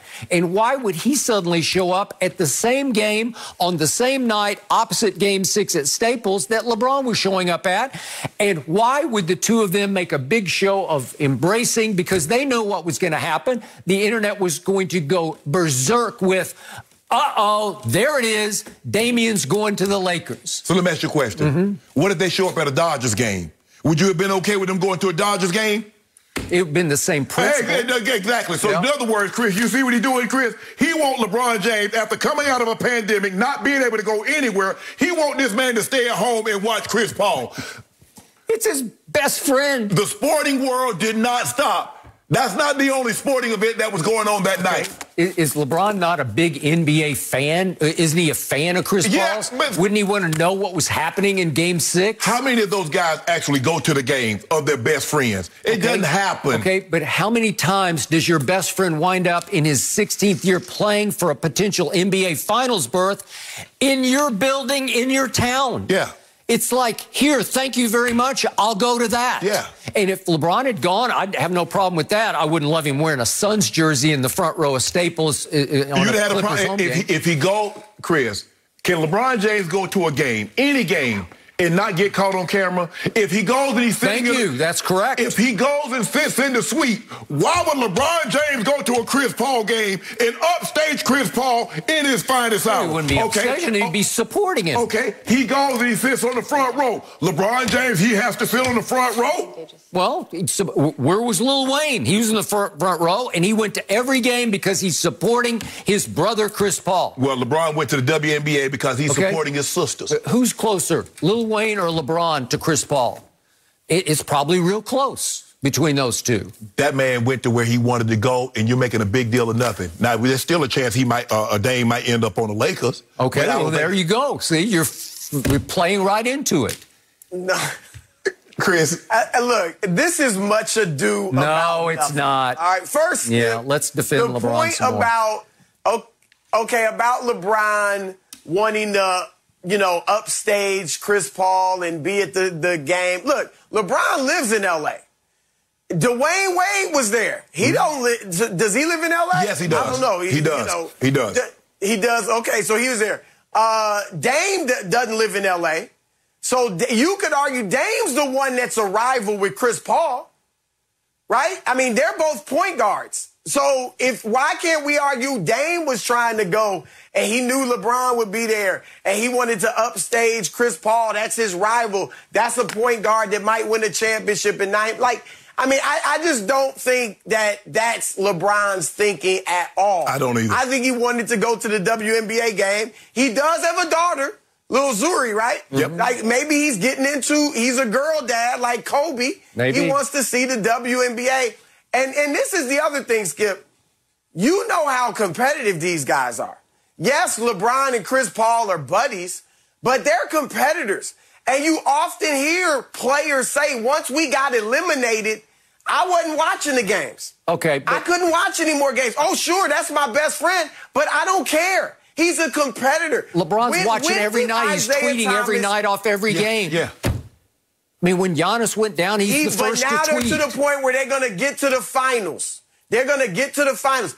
When Isaiah Thomas and Magic Johnson, we know how close they were. When their relationship began to deteriorate, it was when Isaiah started getting to the finals. Yep. Right. And now it was like, oh, he's a threat now.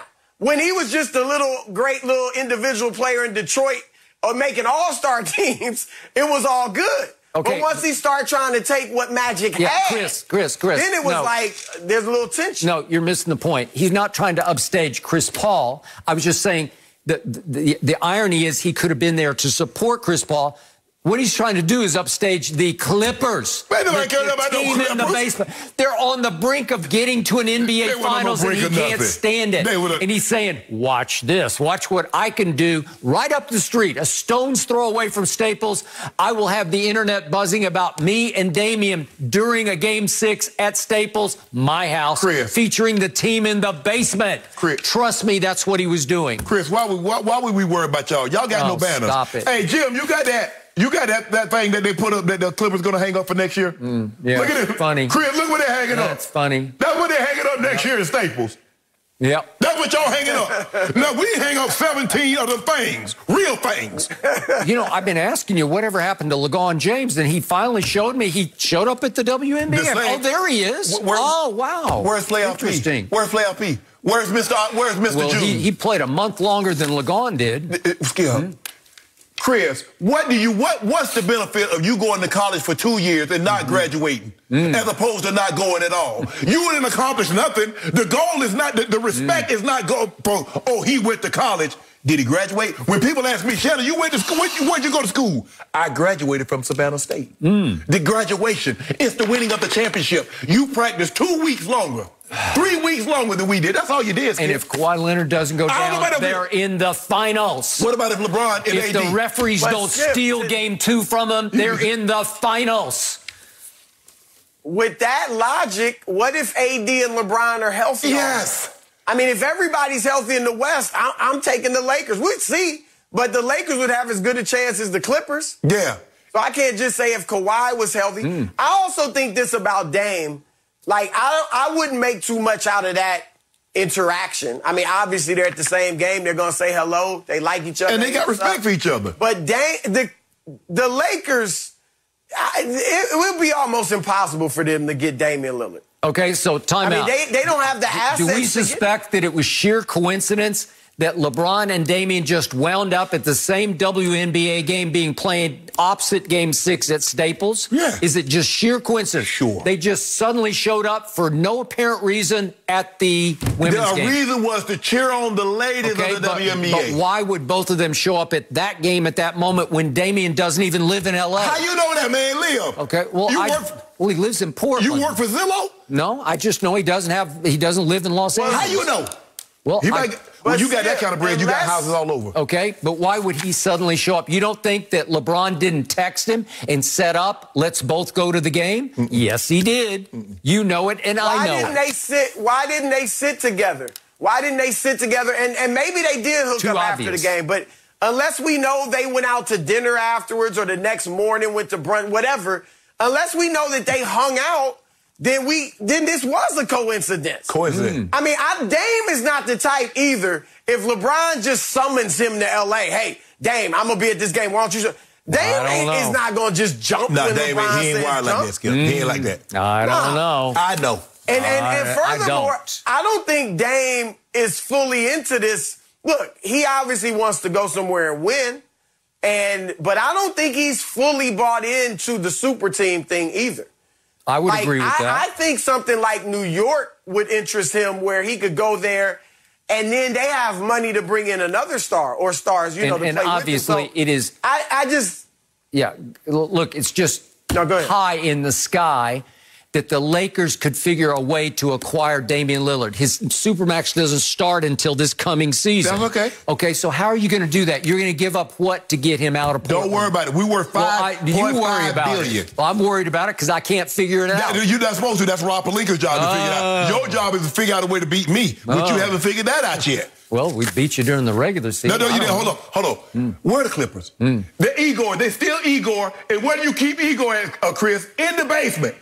We still won't let him up out the basement. Y'all tried to sneak up out of the basement when we were away. But guess what? We came home just in time. Why were you away? And kick you right back. Get your butt down in that basement. Igor. Okay. How are you going to get Damian out of Portland? You're going to give your next 10 first-round draft picks for the next 10 years?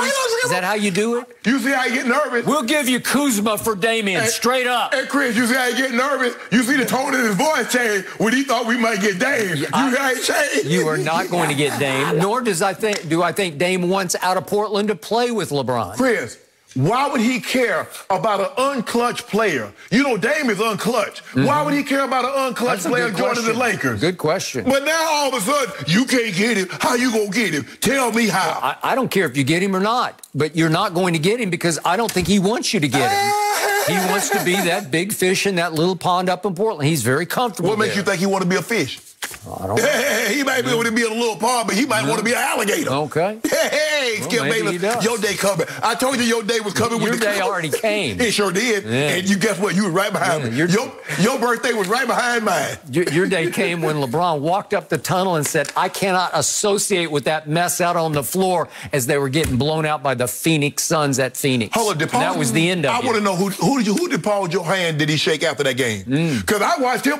Did you see him shake anybody's hand, Chris? I did not. I think that it makes a lot more sense that LeBron maybe just doesn't want to go watch the playoffs that eliminated him, and he probably is a WNBA fan, and he has been 4 years, along with Dame, along with D-Wade, and that's how this is ending. No mercy. Tomorrow on FS1, get ready for some fireworks as Fernando Tatis Jr. and the Padres take on Bryce Harper and the Phillies tomorrow at 3:30 Eastern on FS1 and the Fox Sports app. I'm going to be working some baseball tomorrow as well, so make sure you watch that one. So after taking a lot of heat for his shove to the back of Chris Paul, Patrick Beverly decided to apologize on Twitter. The Clippers guard tweeted this: CP3, emotions got the best of me last night, gang. My bad, wasn't meant for you. Congrats on making it to the finals. Best of luck. Chris Broussard is still with us. Chris, scale of 1 to 10. How much did you like the apology, if you liked it? Well, look, you guys know I said yesterday on the show, I hope that he apologizes. So I'm glad he at least did that. And also, I'm glad it wasn't one of those, if I offended anybody, you know, by pushing Chris Paul, I'm sorry for that. You know, those aren't apologies. If I offended you, if I offended anybody. So he did own it. I'll give him a 5. I would have preferred a call. And maybe he did call Chris, for all we know. But I think that's how you apologize man to man. You call him, let him hear your voice. Maybe Chris would not have answered, so you leave a voicemail apologizing. So maybe he did that. I like that better. But in this tweet, the content of the tweet was good for the most part. All right. I like the emotions got the best of me, right? Isn't that what we all said yesterday? He was frustrated. Yeah. He knew the season was over. Chris was cooking him. Like, okay, we can all get that. We understand that. All okay, right, the next line, Chris. With that. Go to the next line. And then, well, I'm going to get there. Yeah. Congrats on making it to the finals. Best of luck. I'm cool with that. I like that. You even, good luck. Okay, I hope you win, maybe. All right, I can live with that. But this second sentence, if that's or fragment, whatever it is, fragment. My bad, wasn't meant for you. What an apology should be clear and to the point and concise. Easy for all of us to decipher. What does that mean? Wasn't meant for you. Was it meant for another Suns player? Here's my interpretation is this. Right. My interpretation is I was mad at myself. Maybe I'm mad with our team for letting it go and it's over. I'm mad at us. So that wasn't meant for you. I was just frustrated and I lashed out. But just say that. But to throw out that gibberish, it just leads to more speculation and what does he mean? And is he mad at Frank Kaminsky or another Suns player? I don't know. So I just think 5, and I'm probably being generous. Yeah, you are. You're being too generous. Because all this stemmed for is that Chris Paul had buzzed Pat Bev up. And he's like, man, who checking CP? Who checking Chris Paul? And then look, you are. He got them 41 on you. He gave you the biz. Oh, damn.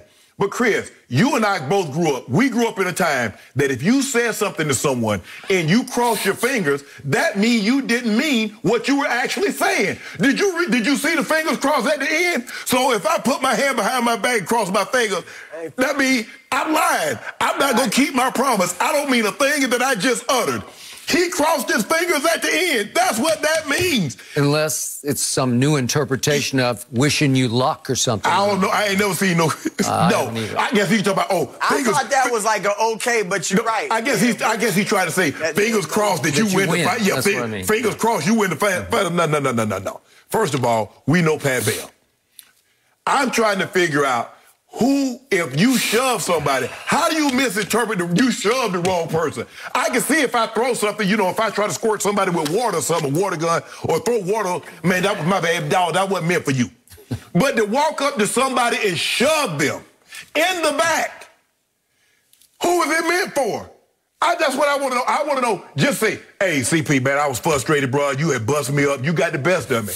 And all of a sudden, I couldn't run around and key and get the crowd up. So I got upset at you, and I shoved you.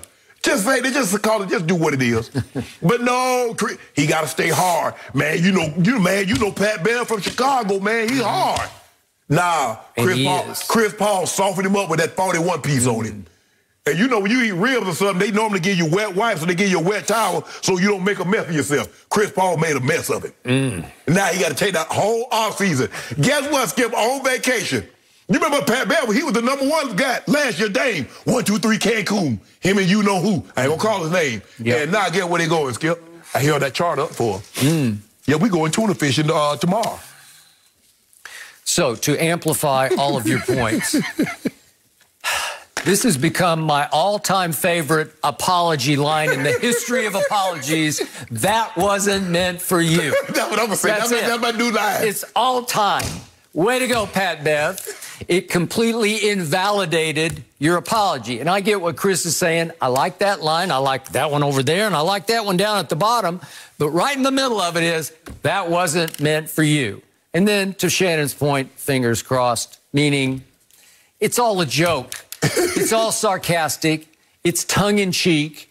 He's just still keying behind his back. Right. He's chortling somewhere because that's who Pat Bev is. And I got to say, this is what I love about Patrick Beverly. This is the quality that got him to the NBA through all those stops in Europe and Russia and Israel and Spain and wherever else he played. He scratched and clawed his way into a pretty prominent position in this league just because this is what he's made of. And I appreciate it. He is not backing down. He's actually just amping it up. Right. And, yeah, he got torched in Game 6. I didn't see it coming. It's the greatest game Chris Paul ever played. Nobody saw it coming. Even Shannon was making a case, and I co-signed maybe they should play Chris a little less in this game. And as it turned out, they should have played him a little more because he was the reason that he got to his first finals. Well, if they played Chris Paul more, Pat Bev might have punched him. He shoved him. Okay, I got it. But remember, these Clippers got as far as they got in large part because of Patrick Beverly's defense, especially on Devin Booker early. And then to a certain degree on Chris Paul until finally the second half happened. I don't know what got into Chris, but I'm in awe. I am genuflecting over that performance, especially down the stretch of the second half. It was once they cut it to, what was it, 7? And then Chris said, no, watch this. It was all-time cooking of anybody who tried to guard Chris Paul. So I do not think that Pat Bev apologized. And you can say it's low class. You can say it's not sportsmanlike. No. None of those things go with Patrick Beverly in the first place because that's not how he got here. Because Skip, if you remember, when he clipped Chris Paul's leg, they ended up calling the 3-shot, technical foul and got the ball back. He was celebrating, he was mocking him. And then in the same breath, Chris Paul gets up and taking the ball out. Pat Bev tried, my bad, dog. I ain't mean, hey, he's just twisting the knife. Hold on. I'm laying on my back, and I'm just watching you doing what you did, mocking me, and then you come to me and you want to apologize in the next sentence. One sentence you mocking me, the next sentence you want to apologize, and you expect me to accept it. But it's trying to get deeper under your skin. Exactly. Yeah. Okay. You had some of that in you. Yeah, but guess what? Adam Silver going to get deep in his pockets when he had that 3-4 game suspension out. He might. No, he just might, because that was completely out of bounds. Games. And I don't think Pat Bev lost an ounce of, a second of sleep over it. You don't do that. I mean, he could have injured the guy. I mean, I got you. I agree. He could have injured Chris Paul. He could have. And then what? Agreed. And then what he going to say? Already broke Devin Booker's nose. Hey, Chris, then what's the apology then? Chris Paul can't play in the final because of some dumb petty stuff. Then what? Oh, I'm sorry, my bad, dog. That wasn't meant for you. Okay. So if all the things Patrick Beverly has done, like to Russell Westbrook when he was trying to call timeout, all those things are just gray area. This was completely over the edge. It's completely indefensible what he did, and yet he's not going to apologize. And because normally, Skip, you could talk, well, he just played hard. Yeah, I know. That's how he made it to the NBA. The headbutt, it's accidental. Right. Okay. Oh, yeah, that's okay. So what's the basketball-related play of somebody calling the timeout, somebody's walking to their bench and you shove him? I need to know the basketball play. What they do? Well, that's worse than a cheap shot. Yeah, the cheap shot usually is least in the action, right? I agree. This was terrible. Yeah, this was terrible. 5 games. But obviously he was intending it for Frank Kaminsky, so what are you going to do? That man say that wasn't for you. Hey, Chris, that wasn't for you, you know. Yeah. Hey, you know what I'm saying? I'm going to run into somebody in my car and say, man, that wasn't for you. That was for somebody else. Yeah. The guy the other day, he cut me off on the interstate, so I just had to get somebody, but that wasn't for you. Please don't try that, Shannon. Don't do that anytime soon. It will work the same way as it worked for Pat Bev. And yeah, good thing Chris Paul is not injured because this could have been a whole different discussion. Chris, we appreciate you joining us. No mercy. So the Clippers made their franchise's first ever trip to the Western Conference Finals, but questions still remain if they will keep the current roster together. Kawhi Leonard has a player option this offseason, and the Mavericks and Heat are reportedly interested in the 2-time Finals MVP. So, Shannon, I actually want to start with you. Do you believe Kawhi will stay with the Clippers? Skip, he might be one of the most enigmatic personalities we've ever seen. Mr. X. I don't, Skip, I don't really feel confident one way or another because his personality, he's very difficult to read. You don't know what he's thinking. You don't know what he's feeling. A lot of guys, you know, they'll give you a tale. This guy, you don't know anything. He might be excited inside, and he's got the same stare. He might be boiling inside. He has the same look on his face. But for me, Skip, I was like, I think he'll stay. I say there's a 75, 80% chance he can stay. The Clippers can play him the most money. Yep. Steve Ballmer, money is not an issue. They've given him everything he wants. Basically, Ty Lue's come in and gotten him to practice a little more, gotten him to play a little more. Yep. Maybe he's a little bit more vocal now, but that's really not his personality. He's a guy, he likes to lead by his play. He's not a guy that's going to call team meetings. He's not a guy that's going to have you over to his house to get together and we sit around, play cards, have a drink and video games and things. That's not him. He's going to go his own way. He's going to do his own. He's like, hey, this is what I'm doing to get ready. Y'all need to do whatever y'all need to do to get ready. Yep. But, Skip, I just think they were close.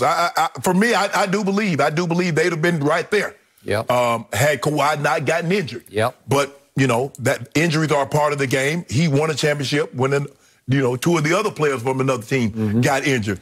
But for me, Skip, he wanted to get home.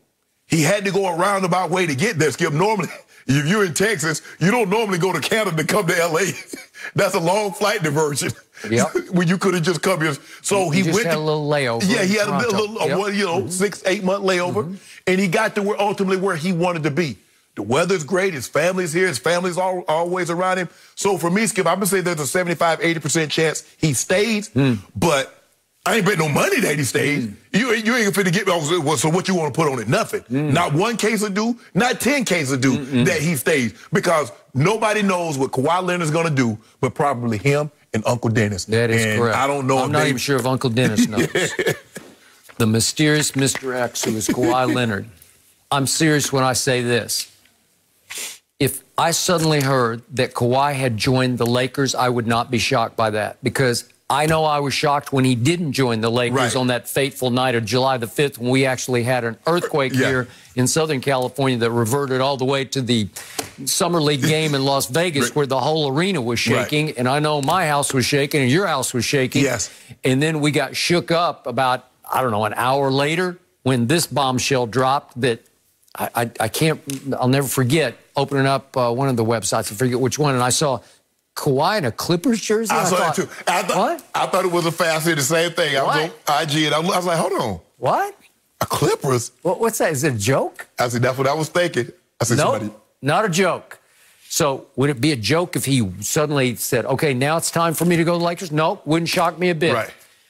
I'll go with you. I'll go 75% that he will stay because I did have one very positive sign. He came down out of that suite where he was with his wife and kids or his family. And Uncle Dennis was up there. He came down out of the suite and actually sat on the bench for Game 6 with his mask on. And he is the masked man because you never know. He is not a bad guy. He's definitely not a bad guy, but he's not a team guy. He's a solo. And So you can't predict what's going to happen because there are lots of reports Dallas will make a hard run. Anybody can make a hard run. The Knicks are going to make a hard run. They just will. Yes. They got the money. They got the slot. They can come after it. And they will. Dallas will make a big pitch, and he'll love it. And they will get wined and dined, he and Uncle Dennis. I think one of the things he said, Skip, he didn't really like the cold weather in Toronto. No. So I don't think he's gonna like the cold weather in New York. Okay. I think he's a warm weather guy, being in San Antonio, born and raised in L.A. I would agree. And listen, Dallas has its cold months too, because it'll snow a time or two. Yeah. So I think L.A. ideally is where he would want to be. Okay. So, do I think that this team was close? I really do. Yeah. Do I think they were unified and united and that they really had fun winning basketball games together? More than you think. Right. And it emanated from the new man at the top, Ty Lue. Yeah. So do I think there's a spirit in that locker room that we would like to run it back again? They're not running back a championship. They're running back a playoff run that without Kawhi was unlikely for a while. But they did have some success that they've never had because they did get to a conference final for the first time in their, 51-year history. So you can run that part back, and then it'll come down to Reggie Jackson. And again, he is free. He is unrestricted free agent. Somebody's gonna pay him a lot of money, Skip. Okay, I got it. But he was crying real tears after the game. You guys saved me. That was his message, was the Clippers saved me because he was down and out. And they gave him a chance to redeem himself in his early 30s to say, watch what I can do. I appreciate that. Now let me go get this bank. Okay, well, let's see. That's your hope because you hope he isn't a Clipper or you're going to be in trouble. No, Skip. Yeah. But Skip, when I look at Kawhi, and I don't want people to confuse that I'm saying that Kawhi is not a team player. I'm just saying that he's a solo act in a team concept. He is. He's not a leader. No. In other words, he's not going to try and galvanize anybody. He doesn't want to be. He just wants to play basketball. That's what he does. He wants to play, Skip, and go home and be with his family. And there's nothing wrong with that. Because I don't want people to think, well, you saying Kawhi is selfish and he's not. No. Kawhi just wants to be Kawhi. He does. And Kawhi is a quiet guy who works his butt off in the offseason to get ready to play the games. He wants to play the game. He wants to go home. That's it. He does have high basketball intellect. Yes. And they did say that he was FaceTiming with Ty Lue earlier when he was first out. And he was offering some insight into the game plans. He wanted some input into the game plans. But I told you this, what disturbed me the most was, and I told you he was gone for the playoffs the day after he was injured. But I know for a fact, early on, he got crossways with the Clippers medical staff about the extent of his injury. And it was San Antonio all over again. It was like a nightmare that I had to relive, where his medical team said, no, this is much worse than they're telling you. Once he went to his team. And I'm pretty sure he's going to need surgery. And I don't think it's going to be that serious. And by all accounts, he'll come back 100% from it. But it knocked him out of the rest of the playoffs. Dealing with that guy, Skip, if you know anything, be 100% honest with him from the jump. Correct. He's the guy that you want. Some people, Skip, if you get sideways with him, they'll never forgive you. He never forgave San Antonio. He did not. And it was seen as the best organization in the NBA, and he wouldn't forgive him. So just be upfront with him, say, Kawhi, this is what, and Skip, think about it. Bogdanovich bumped him. How many times we see guys do that all the time? And that just that cost him the rest of his playoffs. Yeah, I think it was, what's the name? It was Bogdanovich, wasn't it? I think it was Ingles. Ingles. Okay. Yeah, but I'm just saying, he just bumped him in. He just bumped. No, it was nothing cheap about it. It just was an accident. What if Ingles said, what if that said, that wasn't meant for you to you know what I'm saying? No mercy. July 13th, Judge Tatis Ohtani and baseball's finest face off in a mile-high midsummer slugfest from Coors Field in Denver. It's the 2021 MLB All-Star Game presented by MasterCard, July 13th on Fox. Around the corner for us. So get this, guys. The Cowboys, 49ers, Jaguars, and all their head coaches have all been fined for violating OTA practice rules this offseason. Each team violated the no contact rule and will also have to cancel future practices. Under the new CBA agreement, teams are required to film OTAs to allow for league review for practice violations. So, Skip, what's going on here? Shannon Sharp, when I first read this story last night, I thought of you.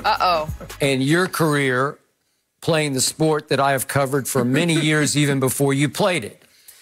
And I will focus, for the point of this discussion, on my Dallas Cowboys. Okay. So the point here is that in order for my Cowboys to be fined for this violation, it required a player, or maybe players, plural, to rat on the head coach, to rat him out, to turn him in. Because now every team is required to videotape all the OTAs just in case anybody has a problem, so that you can go back and review said tape. Yes. And if you find the violation that is turned in, you can then fine them fairly heavily for said violation. Correct. So that means that several, or at least one player, ratted on Mike McCarthy. I'm not sure they like Mike McCarthy, but we'll find out more this year when at least they have their quarterback back, and we hope, I'm knocking on wood, that he's going to last the whole year this time.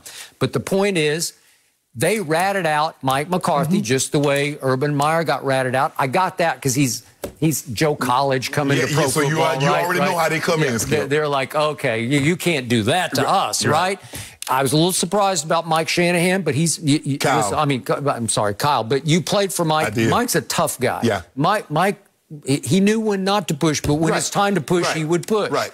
I came up through eras covering Tom Landry's Cowboys, Jimmy Johnson's Cowboys. They hit. That's what they did. Football is hitting, and they believe that the more you hit, the stronger you got. Yeah. And the more conditioned you were to hitting would save you from injury. Right. And I go back to the great Leroy Jordan, one of the first middle linebackers for my Dallas Cowboys, and he always told me, the harder I play, the healthier I stay. Yeah. Because the harder you hit, if you're trying not to get hurt, you get hurt. Right. Okay, so now we've come to a point in the lifetime of your sport, and they're saying, we're going to turn in our head coach for making us touch each other, barely even touch each other during OTAs, because we can have no physical contact. Right? Yeah, Skip, and that's the difference now, Skip. But my thing is now knowing how much you play these guys, how much you pay them, why would you even subject them to this, Skip? And I get Urban Meyer because he's coming from college. You got 90 guys. You probably got 25, 30, 4 or 5-star guys on your team. So if one goes down, Skip, you can replace him. Okay. It's not like that in the NFL. All right. You paying a guy 10, 20, $30 million, Skip. Why would you put him at risk? You look at the 49ers, Skip. They lost an offensive lineman. One of their That's starters, a whole different ACL. thing. I get that. Yeah. So those are season-ending injuries. And the 49ers, Skip, last year, they lost Nick Bosa, Kittle, Sherman, and Garoppolo in the first 2 weeks of the season. But some of those can be non-contact injuries. But I'm saying, Skip, why would you? I'm going to save it. Now, when I played, Skip, OTA, we had on pads. I got it. We had on pads. Okay, I asked you, when you played, if there had been these rules in place, would you turn in your head coach? No, because we didn't know any better. Okay. It wasn't because it was the universal rule. Everybody was doing it. This is the way everybody did it. It wasn't until Mike got there that we didn't do stuff like this in OTA. Skip, I remember during the season, we hit during the season. Hey, Wednesday, Thursday, we thudded up. Listen, I watched Jimmy Johnson ahead of his first Super Bowl with the Cowboys in 1992. Yes. On Thursday, they thudded up and hit. And some of the veterans were not happy. John Giesick, the guard, came to me and said, you can't believe, we just went full-on hard practice. Yes, because it was like, well, what we're doing in practice is prepare you for the game. I'm like, really? So you want the guy to hit me, take me to the ground? So what if I break my collarbone in practice? I ain't gonna even make it to the game. Okay. Of course, those Cowboys massacred Buffalo in the Super Bowl. Skip, but here's the thing: what Urban needs to understand, there probably won't be one game that Urban takes the field that he has the most talented team. Ohio State, Alabama, and Clemson, unless they're playing each other, they're probably always going to take the field. Okay. They got the most talented team. Yeah. You can't risk it, Skip, and I get it. Urban is trying to establish a culture, a new identity. But I don't get Mike McCarthy. I don't get Kyle with this. Come on, OTAs? Everybody. See, this is why I didn't even show up to OTAs. If it wasn't mandatory minicamp, Shannon wasn't coming. Y'all putting me through this bullshit.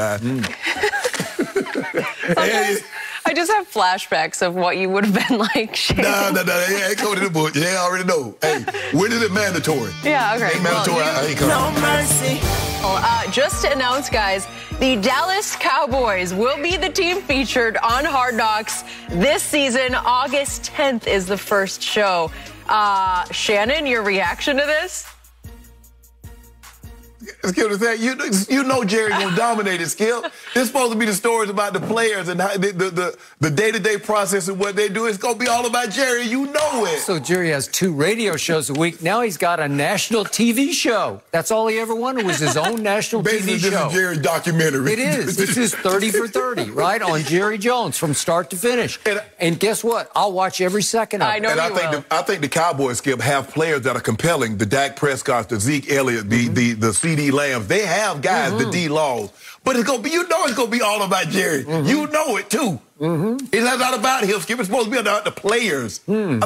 Let's see. When was the last time a Hard Knocks team won the Super Bowl? Like never? Never. Because we won the Super Bowl the year before. That's what I mean. So we were the first Hard Knocks. You were the first Hard Knocks. We were the first Hard Knocks. We made the playoff, though. We won a playoff game. I saw way too much of Shannon Sharp. Yeah, but see, even Brian stayed out the way. Brian Billick stayed out the way. Ozzie and them stayed out the way. It was all about us, myself, Goose, Ray, Rod, Todd, Heath, guys trying to make it. Jerry finna dominate the camera. Jerry all up on TV, all in the videos. Excited. This will be the launching pad for my Dallas Cowboys. So this is going to be a good thing for the Cowboys. That's interesting. That's a new take I'm hearing. You know, Jerry was advocating for this always. I cannot wait. Great stuff today. Enjoy the weekend, guys. Colin has breaking news. They're coming up next.